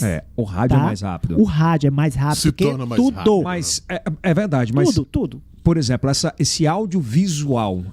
Sim. Eu acredito que o audiovisual ele tenha reinventado também o rádio. Sim, sem sobre dúvida. Tudo isso. Por isso que eu disse que a tecnologia... Foi o casamento, né? A tecnologia ajudou o rádio. E o Grupo Meu Norte foi vanguardista nisso. Também nisso. Também nisso. Há quanto tempo, Paulo? Quando eu comecei aqui, eu fazia rádio e TV de manhãzinha, que era o horário do Paulo Brito. Isso... Sim. O Paulo, 15 anos, cara. A sacada dele, o pulo do gato, foi perceber que os formatos podem se comunicar muito bem, com ganho para a audiência. Então, eu apresento um programa na rádio, e é TV também, e está no portal. Então, eu estou na web, na rádio e na TV simultaneamente. E nas redes sociais? E nas redes sociais, sim, no @meionorte. Então, eu estou nas redes sociais, no rádio, na TV e na web ao mesmo tempo. É o que chamamos de cross-mídia. Né? O primeiro veículo de comunicação, acho que no Nordeste, a fazer isso foi o Grupo Meu Norte. Foi com essa ousadia, inclusive, de integrar redações. Não tinha. Integrar a redação de portal, de rádio, de TV, num ambiente só. Que é uma cultura americana. Que é a cultura americana. Que a Globo, inclusive, não fazia aqui. Ela teve muita dificuldade de conseguir. Todos tiveram muita dificuldade. Porque o pessoal do portal dizia, esse pessoal vai ficar com a TV. do jornal, e o pessoal da TV dizia, esse pessoal... E aqui era assim, ó, porra, vai ficar todo mundo junto, porra, e pronto. E era bem isso, né? Foi o que o Paulo disse. Hoje tem sinergia, mas no começo não tinha não, viu? Não Era tinha briga. Tem muita briga em redação? Não, agora não tem mais. Mas quem fazia a ponte era quem estava em vários... Então o Paulo é inteligente. Ele disse, o Ari é de todo o jornal, mas ele já está na TV. Então ele vai fazer essa liga. Como um bom comentarista, analista e cientista político, podemos dizer assim também, quem foram os melhores políticos do Piauí e os piores? Os melhores... Olha, eu acho que o Petrônio Portela, infelizmente, morreu, né? Precocemente no acidente, mas ele teria sido... Ele ia ser presidente da República, porque ele era o homem dos militares e estava conduzindo ali a transição e ia ser o primeiro presidente civil. Se ele não tivesse morrido, o Piauí teria tido um presidente. E quando o Maranhão teve o José Sarney levou só um porto, né, para o Maranhão, entre outras coisas. Então, ele teria ajudado mais ainda, mas ajudou bastante o Piauí. E era ainda é um grande político da história piauiense, é o Petrônio Portela. Quem se aproxima dele, na minha opinião? Alberto Silva, por ser um grande construtor e um homem à frente do seu tempo. O professor Walter Reis, porque Teresina era uma grande favela. Essa que é a verdade. Eu sou teresinense, eu nasci aqui. Teresina era uma grande favela. E cá entre nós, que a política dele estimulava, porque dava voto. Mas aí ele não apenas favelizou a cidade. Ele começou o processo de desfavelização. Planejamento. Que depois resultou no projeto Vila Bairro, premiado internacionalmente. Então ele favelizou, porque dava voto, virou um mito. E depois ele deu a contrapartida. Ele desfavelizou. Hoje, Teresina tem bem menos favelas do que teria se ele não tivesse tomado essa iniciativa. Então, o Alfer Reis, Petrônio Portela acima, o Alberto Silva pelo que ele representa. E atualmente, prestem atenção, a gente tem a chance, não digo que ele vai conseguir, mas a gente tem a chance de ter um ACM. O que o Antônio Carlos Magalhães foi para a Bahia. E eu lembro que, na época, o Caetano Veloso elogiou publicamente o ACM, não o neto, o ACM avô. E aí disseram, mas Caetano, você é um artista progressista, um cara super crítico. Você elogiar o ACMzão, rapaz, não acredito, o cara da política, velha política e tudo, apadrinhamento e tal. Ele disse, eu amo a Bahia, meu amigo. Ele pode ser ruim pra política. Pra Bahia, ele é um pai. E eu amo a minha Bahia. Enquanto ele estiver ajudando a Bahia, eu sou ACM. Foi uma postura corajosa dele. Então, o que eu digo? Ciro Nogueira, como primeiro-ministro, porque ele é para ser isso, não sei se o Bolsonaro vai deixar, mas é para ser isso, ele pode fazer pelo Piauí o que o ACM fez lá, o que o Sarney fez. Porto, com tudo. Nossa, o céu é o limite. O céu é o limite. Hoje ele tem mais poder, inclusive, você acha, que o próprio presidente? Não tem mais poder. Poder que eu falo de conversar com os poderes e conseguir o que ele quer. Você não diz dentro do governo, é porque quem manda é o presidente, né? Claro. Sim, claro, poder de articulação. Pronto, até porque Centrão ali, né? Até porque a articulação do Bolsonaro é próxima de zero, né? Então, sim, óbvio. Mas o que é que o Ciro vai ter? Se o Bolsonaro cumprir o que prometeu, deixar que ele trabalhe, que ele faça a articulação política e que ele faça o intercâmbio entre os ministérios, porque como ministro da Casa Civil, ele vai poder determinar o trabalho, coordenar o trabalho entre os ministros e coordenar e determinar, vai ser uma guinada no governo. Preste atenção. Agora, é claro que todas as pontes que o Ciro construir de manhã, o Bolsonaro pode detonar de tarde, com uma entrevista. Então, resta saber se ele vai se controlar e deixar o Ciro salvar o mandato dele. Que, na minha avaliação, é isso. É salvar o mandato dele. Você acredita, pela experiência que tem, por exemplo, que pode ser uma virada de chave por uma possível candidatura ao governo do Ciro esse período? Ou ele desiste da candidatura? Não acredito. Acredito que ele não é mais candidato a governador. Tá? Não é mais candidato a governador. Ele vai escolher outra pessoa e ele vai ficar com o ministro da Casa Civil e vai ajudar a coordenar a reeleição de Quem Bolsonaro. seria o candidato dele, Ari? Aí, respondo já já. Aí o que pode acontecer? Você pode contra-argumentar. Ari, e se o Bolsonaro inviabilizar o trabalho do Ciro? Se o Bolsonaro inviabilizar o trabalho do Ciro, o Ciro abandona a Casa Civil e aí fica difícil pro Bolsonaro. Ele pode ainda dar um abraço no Lula? Sem o Centrão, quem? O Ciro? Claro que sim, pode votar no Lula, pode fazer campanha pro Você Lula. tá de brincadeira. Não agora. Mas o Ciro é um político pragmático, ele é do Centrão. Ele é aquele que tá ali ajudando quem tá no momento. Tá? O Bolsonaro não, mas o Ciro sim. Não Mas agora, mas obviamente. mas não claro, agora. mas o presidente... Eu digo no futuro. Mas o presidente também vai ficar. Se eu não posso soltar aqui, porque se eu soltar... Eu vou te dar uma coisa, vou te dar uma informação. O Bolsonaro apronta com o Ciro, não deixa ele trabalhar, fica com ciúme da popularidade dele no meio político, né, popularidade política, e aí inviabiliza o trabalho do Ciro. Na pior das hipóteses, que eu acho que o Bolsonaro não vai fazer isso, porque ele botou lá, porque ele sabe que ele precisa dele e do Centrão. Mas ele faz. Vamos considerar que ele faça. Aí o Ciro sai e o Centrão abandona o Bolsonaro. O Lula é eleito. E o Ciro e o Centrão, o progressistas, conseguem não apenas manter, mas ampliar a bancada dele na Câmara. Então você vai ter um Centrão mais fortalecido ainda. Vai ter um Centrão mais poderoso ainda. Lula é uma raposa política. Ele já negociou com o Centrão, vai negociar de novo no futuro governo para manter a governabilidade. Porque, na prática, um presidente, aqui no Brasil, no nosso presidencialismo de coalizão, ele não governa sem a Câmara e o Senado, que podem viabilizar, não dá governabilidade para ele. Então, o Lula vai negociar com o Centrão.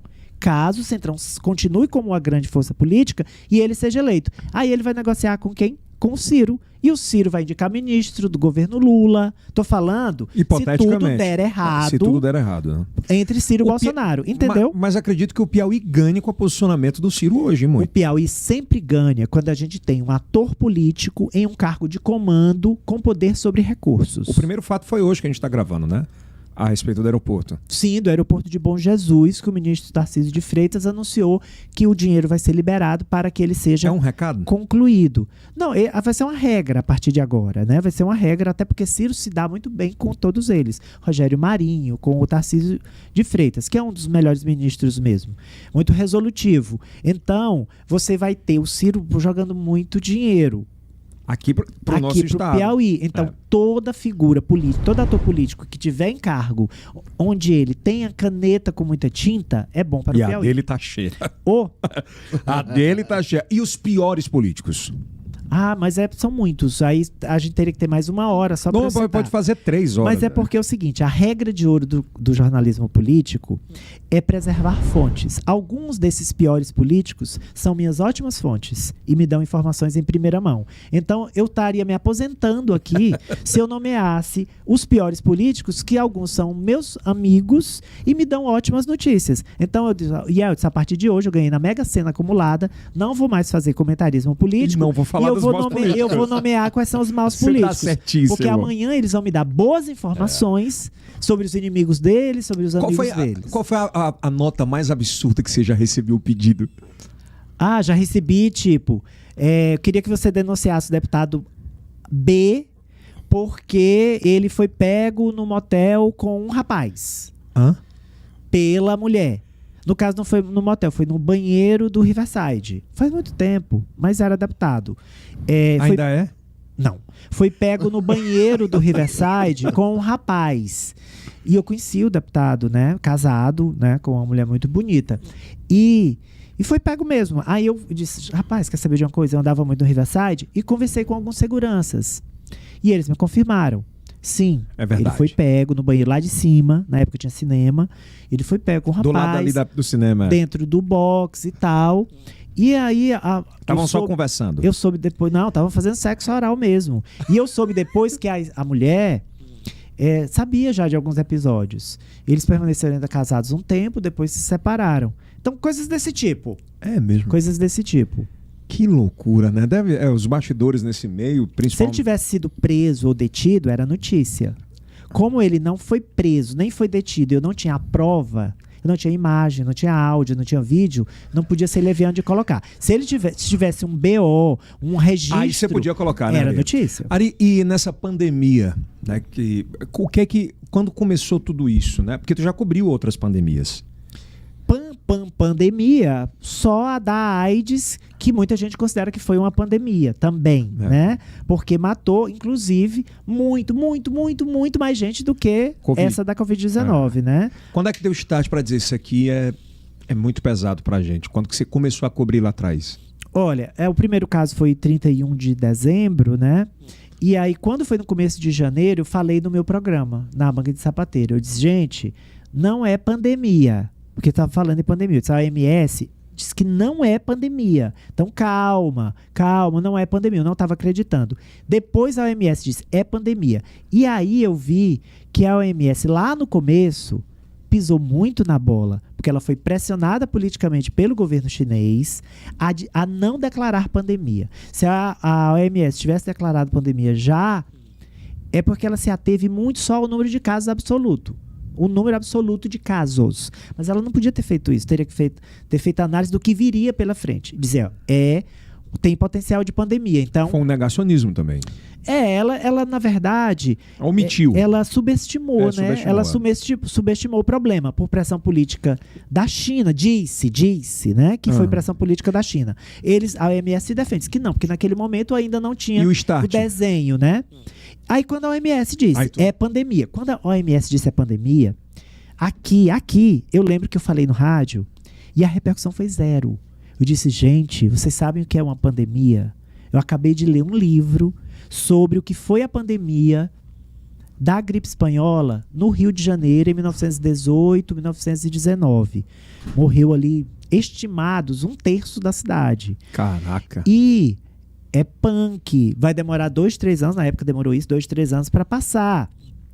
Pode demorar até mais, a gente não sabe que vírus é esse. E zero repercussão. Zero. O povo mandando... Nem tocaram no assunto. Aí eu pensei, gente, ninguém tá acreditando nisso. Ninguém tá acreditando. E já era a imprensa nacional, já falava, mas ninguém, carnaval. Amigo, teve carnaval. Com o anúncio sim, da OMS, né? Teve carnaval. Aí em seguida ao carnaval, aí vieram as primeiras mortes em março, né? Que foi onde? Essa pandemia, ela te ensinou muito no jornalismo? Ensinou bastante, Eldson. Na verdade, a pandemia mudou o jornalismo. Essa que é a verdade. A pandemia mudou. O jornalismo não é mais o de antes da pandemia. É outro. Qual é o jornalismo pós-pandemia? É um jornalismo onde você não precisa da presença do entrevistado, por exemplo. Eu faço a maioria das minhas entrevistas pelo link. A reportagem de rua nunca morrerá.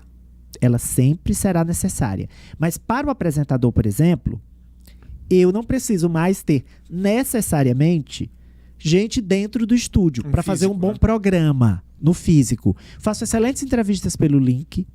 Eu posso fazer uma entrevista no meio da praça, como eu já fiz. A pessoa diz, aqui, Ariel, a quadrilha aqui, tá tudo controlado, são só 50 pessoas. Gente de qualquer lugar do mundo. Sim, entrevisto muita gente de fora. Então você teve a pandemia antecipando o que só viria muito depois. Revolucionou, né? Do uso dessas novas tecnologias para agregar. Então o jornalismo hoje é bem mudou. outro. Nessa vibe de rádio, TV e jornal, teve alguma entrevista que te deixou muito constrangido? E já teve entrevistado que queria brigar, que tava... Sério? Tipo, brigar sim, tava de espírito armado, né? Quando você vai fazer... Rangendo, que já tinha, tipo assim, preparado. Aí você tem que desarmar. Eu não sou, eu cumpro a regra de ouro da entrevista, que é não brigar com o entrevistado, que você aprende no curso. Você não pode brigar com o entrevistado. Você não pode aceitar, se ele disser uma fake news, se ele disser uma coisa absurda, você vai contra-argumentar. Você vai dizer, não, mas olha, segundo pesquisa, isso que o senhor está dizendo não é verdade. Né? Segundo pesquisa, então você contrapõe, você diz, mas o que o senhor me diz disso, disso e disso? Agora, tem colegas meus que brigam. O senhor é mentiroso. Gente, o entrevistador não pode chamar a fonte de mentirosa. Ele pode dizer assim, não, o que o senhor está dizendo, veja bem, o que o senhor está dizendo não encontra relação aqui na realidade. Vamos lá. Aí você contrapõe. E aí vira um diálogo. Você é um anfitrião, né? E é uma regra de ouro. Você está ali numa posição de pedestal. Você tá lá em cima e ele tá ali o convidado. Então ele, mesmo que ele seja empoderado, mas você é o anfitrião, você não pode... Você é o dono do seu pedaço. Você é o dono. Ele já fica ali, ele tá num ambiente que não é dele. Você não pode conflagrar essa briga de jeito nenhum. Já pensou o que isso que costuma de vez em quando levar uns tapinhas, né? Nas coberturas policiais. A galera gosta de... Já deu barrigada? Barrigada no meio da gente é dar uma notícia... Não é falsa, mas você confiou em uma fonte... Isso. E aquela fonte, ela não passou a informação verdadeira. Porque a fake news é uma matéria que você sabe que é mentira e propaga. E você reproduz propositalmente porque aquilo te convém. Ou politicamente, ou ideologicamente, ou reforça uma crença que você tem. Você sabe que é mentira. No fundo, você sabe. Mas você vai e noticia. A barriga. O que é a barriga? É o contrário do furo de reportagem. A barriga é quando eu recebo uma informação, o seguinte. Eu digo, olha, o Yeltsin Vasconcelos... informou aqui que o Carlos Mesquita não resistiu à infecção generalizada, ele está internado no HU da UFP e ele faleceu. Aí eu vou e ligo para alguém. Eu não estou conseguindo falar com o Yeltsin, e é ele que está trazendo via UTI aéreo o Mesquitinha lá de Parnaíba, é ele que está fazendo tudo. Me disseram que o Yeltsin falou que ele não resistiu e morreu. Aí o meu colega diz o seguinte, é verdade, Ari, é verdade, ele morreu mesmo. Só que o meu colega já ouviu dizer também, mas é uma fonte credível, não são vozes da minha cabeça. Então eu vou lá e digo, gente, infelizmente, é uma informação ainda preliminar, mas já foi confirmada a morte do nosso querido Carlos Mesquita. Essa é a barrigada. Que está vivo, graças a Deus, entra todo dia ao vivo no meu programa. Todo dia ele entra ao vivo. Então essa é a barrigada. Aí alguém diz assim, Ari, tu deu uma barriga. Ele não morreu. Aí eu não acredito. Só que a barriga você corrige imediatamente pedindo desculpas e dizendo, nós noticiamos uma informação já deu alguma? errada. Nenhuma muito grave, mas coisas do cotidiano, tipo, gente, um acidente agora na ponte do Tancredo Neves. Mas nada que mexesse com a rádio ninguém, né? Morreram 5 pessoas. Aí depois eu disse, gente, desculpa, um ouvinte que passou essa informação, mas o nosso produtor ligou para a PRF, que lá é BR, morreu uma pessoa. Jornalista revela voto? Não, o comentarista político é regra de ouro não dizer em quem ele vota. Não. De jeito Você nenhum. vota em quem? No Lula ou no Bolsonaro? Não conheço. Não posso dizer em quem eu votei e em quem eu votarei. Agora é o seguinte, em quem eu votei eu posso dizer. Quem? Eu e o Amadeu Campos, a gente pediu de ofício a liberação de votar no dia... nas últimas eleições, nas 2 últimas eleições, porque nós estávamos na cobertura da TV e o TRE nos dispensou de votar. Então nós não votamos em ninguém. Você já votou no Lula? Não votamos em ninguém. Já votei no Lula. Já votou no Lula. Já votou no Bolsonaro? Ele só foi candidato uma vez e eu não votei em ninguém. Entendi. Quer dizer, não. Ele foi candidato ele foi candidato uma vez no plano nacional. Ele foi deputado por vários mandatos. Tu acredita numa terceira via?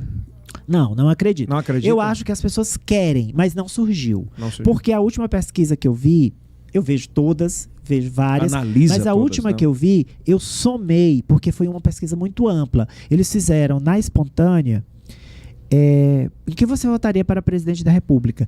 E surgiram tantos nomes, todos da terceira via estavam lá. O Mandetta, o Sérgio Moro, o Luciano Huck, o Datena, o Ciro Gomes, todos estavam lá. A somatória deles mostra que as pessoas querem mesmo uma terceira via. Mas não tem o nome. Não apareceu ninguém que catalisa. Então fica aqui, o Moro com 1, o Dória com 1, o Eduardo Leite com 1. Ciro com 1. O Ciro estava com 12 nessa. Aí tem o Moro com 2, entendeu? Então, quando você soma tudo, tem uma vontade de mudar. Mas não apareceu nenhum nome que catalise isso. Vai aparecer? Não acredito. Eu ouvi, na verdade, um podcast essa semana que o Ciro ele deu um salto no número de pontos, né? Sim. Acho que foi 4, me corrija se eu tiver, foi 4 ou 5 pontos do que ele estava, em alguns públicos. Ele melhorou em quase todas as pesquisas. Tudo muito por conta de uma participação dele em, acho que o maior podcast do Brasil hoje. Né? Ele participou de 2, ele participou do Rafinha, participou do Flow, com outro tipo de comunicação, um outro tipo de público que talvez antes ele não atingia ou o cara tinha ojeriza de ver política. Qual é o cenário que você vê nessa evolução, pela tua experiência de todas as trajetórias, esse tipo de conversa para ajudar o jovem, para ajudar a população a questionar, bater papo sobre outras coisas com gente que talvez... Ter posicionamento. Né? O problema do Ciro Gomes é que ele não vai se controlar. Então, ele é um bom candidato, ele tem ótimas ideias, provavelmente ele é o melhor preparado de todos eles. Melhor preparado. Tem projeto, tem ideia, conhece o Brasil, preparadíssimo. Quem já leu os livros dele, esse último sobretudo, sabe que ele é preparado. Agora, ele é um Robert Rios dando entrevista. Como é? Dá supapo para tudo que é lado, dá pesada para tudo que é lado. Então, isso assusta parte do eleitorado. Se ele se contivesse, adotasse aquele, não perdesse a essência. Porque se ele perder a essência e deixar de ser Ciro Gomes, também ele perde o eleitorado que gosta dele. Não é isso. É ter freios. Ter freios. Ele teria esse potencial. Mas aí, gente, vocês lembram daquele vídeo que viralizou, né? Ele estava lá, eu acho que era em Fortaleza, aí, dando entrevista, e a pessoa ficou provocando. Aí ele perde o controle. Até que ele perdeu o controle e disse, meus ovos. E aí foi ao ar, né? Porque estavam todas as TVs lá. Então ele não se controla. Pois é, a pergunta, acho que talvez não tenha me expressado bem ou você não tenha entendido também. É esse lance do podcast novo, esse novo jeito.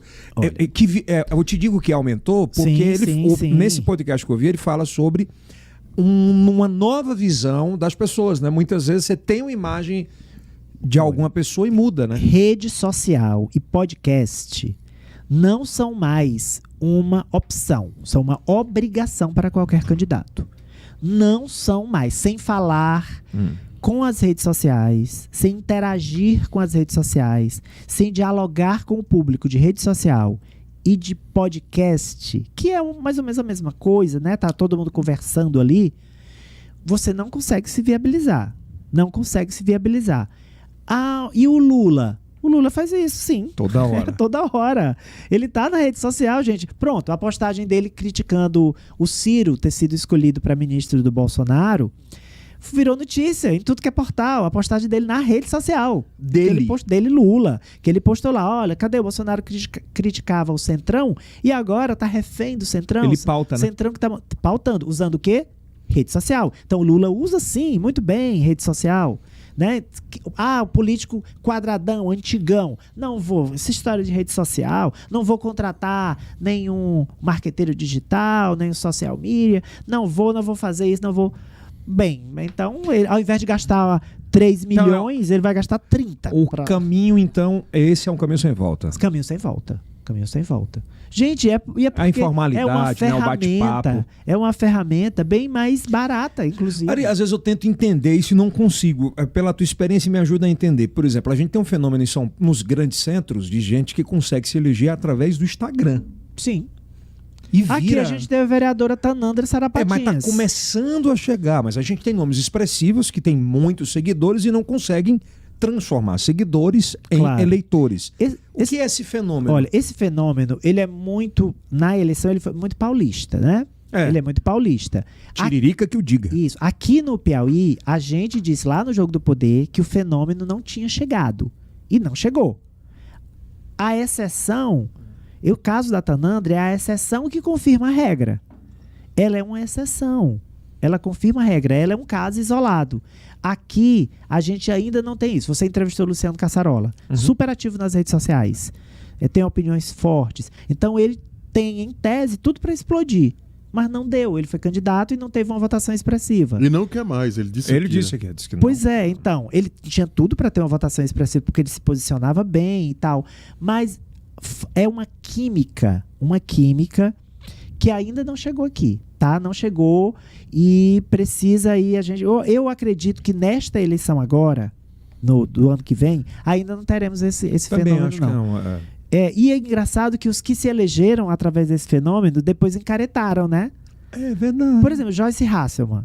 Acho que ela não se elege mais. Acho não. Eu acredito que ela não se reelege mais com a mesma tática. Gente, 1.800.000 pessoas saíram de casa para votar nela. E era, sobretudo, rede social. Kim Kataguiri, muitos candidatos, né? E esse fenômeno, ele é muito difícil. Mamãe Falei. De cair 2 vezes no mesmo local. O raio cair 2 vezes, Sim, né? As redes sociais vão continuar sendo relevantes. Claro. E sempre haverá candidatos mais fortes nas redes sociais. Mas aqueles fenômenos que se explicam apenas pelas redes sociais, acredito que eles vão minguar cada vez mais. Entendeu? Porque os tradicionais estão entrando nas redes sociais. Então eles também vão disputar terreno com eles. Eles vão encurtar esse espaço, né? Sim, os tradicionais estão... Sabe quem usa muito bem rede social? Muitíssimo bem? Robert Rios, que é tradicional. Ele fala pesado, né? Muito, ele usa muito bem com habilidade. Ciro Nogueira usa super bem rede social. O Wellington Dias. O Wellington, eu sinto falta de uma coisa dele. Dele postar. A rede social dele é impecável, mas as pessoas sabem que não é ele. Falta mais humanização. Falta ele fazer. Momentos Coisa que o Firmino especiais, fazia. Né? Firmino. O Firmino fazia. Ali era ele saindo na bicicleta, mesmo que fosse alguém, era ele. Então, a do Wellington é super bem feita, até porque o Alisson Bacelar é competentíssimo, mas eu acho que falta a mão na massa. Acho que não é muito o estilo dele, né? O Firmino seria... Já o Rafael faz. Você vê o Rafael? Mas ele entrou agora, né? Mas entrou ele fazendo. Ele fazendo. Ele pega aqui e diz, olha, gente, tô agora indo aqui para o município. Maria, essa imagem que a turma tem dele, de um menino muito inteligente, espetacular, o menino que ficou milionário muito novo com o próprio conhecimento, isso prejudica de alguma forma ele? A política? Não, eu acho que a única coisa que prejudica o Rafael é o fato do governador Wellington Dias estar no 4º mandato. Porque isso causa um cansaço equivalente ao que fez com que o Firmino não conseguisse eleger o Kleber Montezuma. Mesmo período, inclusive, de 4 mandatos de Firmino. Lá, mais porque o grupo vinha há 30 anos no poder. Mas é o 4º mandato do Wellington. Tem esse desgaste, esse cansaço. Que é natural, né? Na gestão. Isso, essa saturação de... O mesmo grupo está aí há 16 anos, é o risco maior para o Rafael. Mas ele é um candidato jovem, inteligente, que ele já percebeu está aprendendo rapidamente a fazer política. Então, só pontos positivos. Agora, tem o cansaço. A pessoa pode dizer assim... Ah, não, de novo, quer dizer... Mas ele já percebeu isso e está tentando... A gente vê um deslocamento agora dele de imagem com o Wellington, né? Assim, cada um para um lado. Sim, porque agora. O Wellington disse o seguinte, olha, você é o candidato, mas você tem que fazer política com as próprias pernas. Como não se trata de uma pessoa tola, é um gênio. Ele é um gênio, cara, o Rafael. O Rafael. Falando do ponto de vista da ciência, Da ciência, né? ele é muito fora da curva, né? Ele é Sim. filho de um petista tradicional. Raiz. Nazareno Foteles. Você vê ele a cara do PT? Rafael? Não. Ele não é a cara do PT, não. Mas o PT já o incorporou. Sabe por quê? Porque o PT... Como é isso? É o seguinte, o PT, ele é um partido que valoriza muito as origens. Tipo, quem é o pai de Rafael Fonteles? Nazareno, petista histórico, raiz. Ex-deputado federal. Ninguém ousaria... Ex-candidato a prefeito de Teresina, já se sacrificou pelo partido. Ninguém no PT ousaria dizer assim... Ah, o Rafael não é PT de verdade. Como ele é filho do Nazareno? Entendeu? Agora, se ele não tivesse essa filiação, ia ser bem mais complicado. Então, ele diz assim, ele é rico. Ele é um gêniozinho. Mas, gente, ele tem a raiz lá profunda no PT. Então, quanto a isso, não vejo problema, não. Não vejo problema, não. Vamos fazer futurologia? Hoje, gravando aqui hoje, né? Quem ganha a eleição no próximo ano? Aqui e nacional. Futurologia. Tá. 2022. Tá, olha, hoje, eu vou falar de hoje, porque não tem o menor problema de eu errar, porque a política, ela é... Como é que eles falam? É uma nuvem. Se olha... É assim, ó, o Ulisses Guimarães, acho que essa frase é dele, que diz o seguinte, você olha para o céu e vê uma formação de nuvens. Você baixa o olhar e olha de novo, já tem outra formação. Política é igual. Então, hoje o Lula ganharia. E hoje, se o Ciro fosse candidato, ele ganharia para governador. Só que ele não será. Então, o Rafael é o favorito sem o Ciro, porque eu não acredito que o Ciro consiga transferir o capital eleitoral dele ou para o Silvio Mendes. Silvio não ganharia? Ou para a dona... Pois é, ou para o Silvio Mendes. Não, todas as pesquisas apontam o Ciro. O Ciro. Todas. Inclusive as do Rafael, que ele faz. Ele sabe disso. Apontam o Ciro. Mas nós estamos há mais de um ano da eleição. Muita gente nem sabe quem é o Rafael. E se fosse uma mulher como Margarete? Eu acredito que se fosse uma mulher como Iracema, era mais fácil. Por quê? Porque a Margarete. Vai entender o eleitor, né? As pesquisas têm apontado isso. É mesmo? Inclusive quando comparam as duas.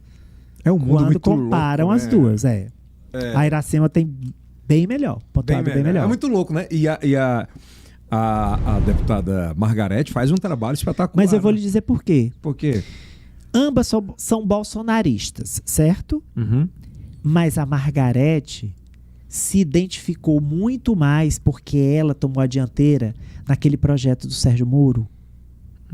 Então, hoje, ela é muito identificada como a deputada bolsonarista acima de tudo, entendeu? E nem é.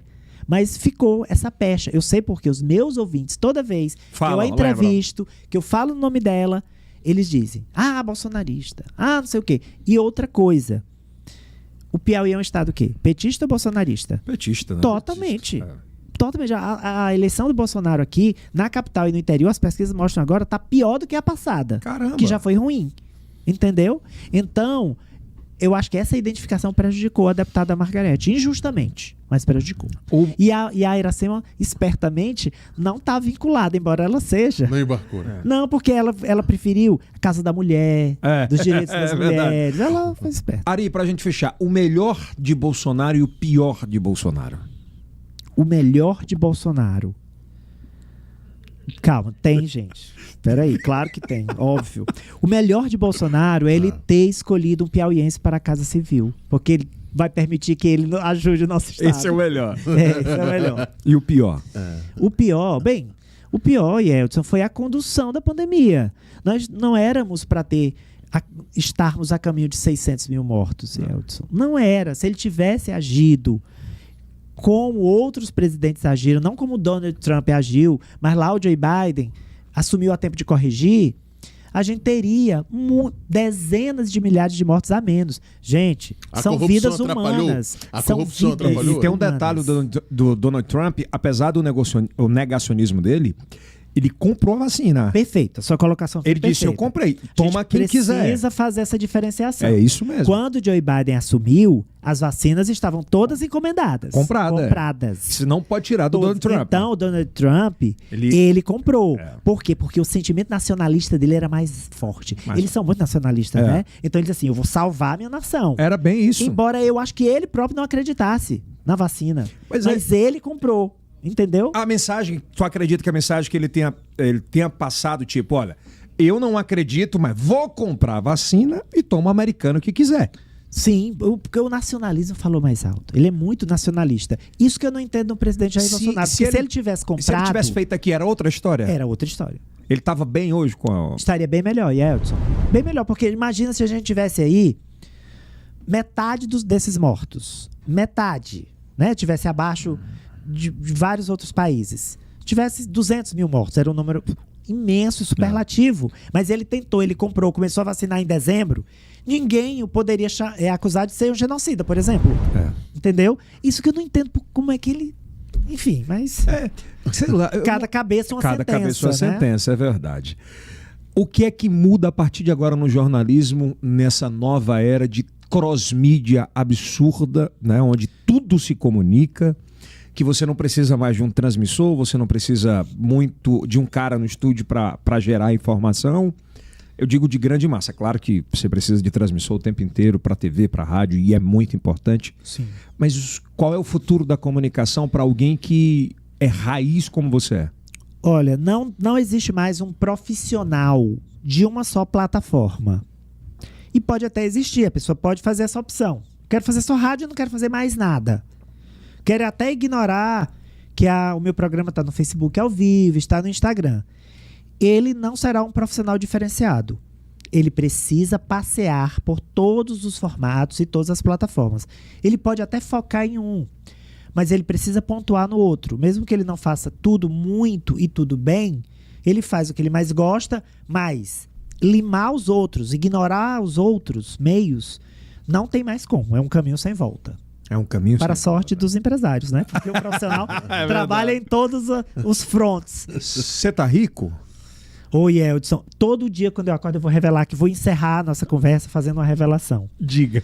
Exclusivo. Exclusivo, uma coisa íntima minha, pessoal. Todo dia quando eu acordo, eu abro a porta do meu guarda-roupa e quando eu abro, na parte de dentro da porta, não tem um espelho.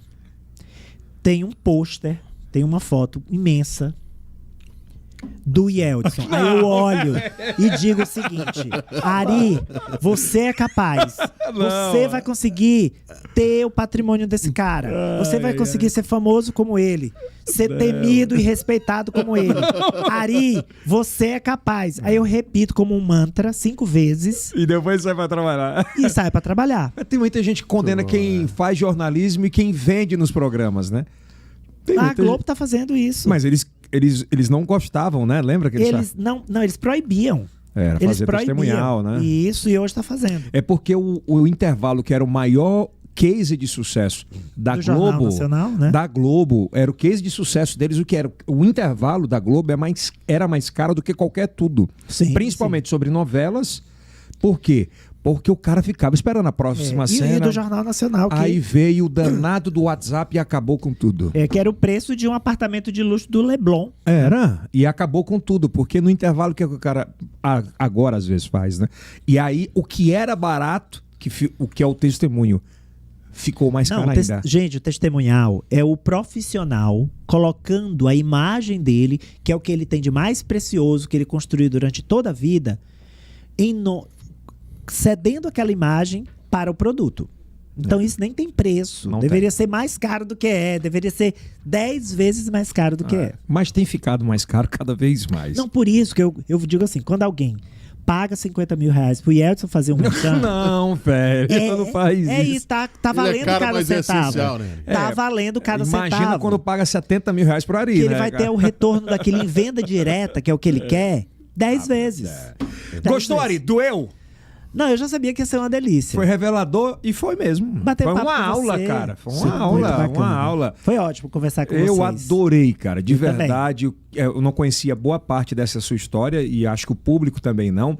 Provavelmente não. A ideia e a proposta desse podcast, do YaCast, é principalmente humanizar, principalmente o que a gente faz todo dia, né? As pessoas muitas vezes só entendam eles entendem quando liga a TV, o cara já tá ali sentado, né? Mas não vê esse lapso temporal de onde você veio para onde você está. Tem sempre uma história por trás, né? É verdade. Eu acho que é muito futuro também isso aqui. Sim, sim. Parabéns pelo projeto. É incrível, é pioneiro. Já é sucesso. Na região, é claro que no Brasil, nos Estados Unidos, isso acontece. Sim, né? Mais sucesso ainda para você. E nós. Ele virá. Vamos brindar? Opa! Kills, quer fazer alguma pergunta última? A última pergunta pra gente capciosa. Fechar. Mas assim... Ele consome muitos livros, mas eu soube, alguém soprou, que ele não gosta de receber de presente livros. E eu adoro receber livro, e é um dos presentes que eu mais ganho dos amigos, porque eles sabem e me presenteiam bastante. Muito mesmo. E o coração, como é que tá? O coração... Ele vai tá batendo. Não. Tá amando. Eu sempre faço, que eu acho que é importante, check-up anual. Né? E tá tudo ok. Se inscreve no canal agora, por gentileza. Um conteúdo desse. Se inscreve. Vai, deixa o like. Deixa o like, se inscreve. Um bonito desse de 40 e tantos anos agora pedindo like. Olha aí, o rei do Mafrense. Like, compartilha. E muito obrigado. E mais uma aula. Salva de palmas, né? Salva de palmas. Lembrando que a gente está no terças, quintas e sábados. Terças, quintas e sábados, sempre ao meio-dia, tá? Canal secundário Meio Norte Mais. Tem o nosso canal de cortes também, que tá no link da descrição. E quando tiver acabando esse vídeo, vai aparecer aqui em cima mais um vídeo para você maratonar com a família. Tchau, tchau. Forte abraço.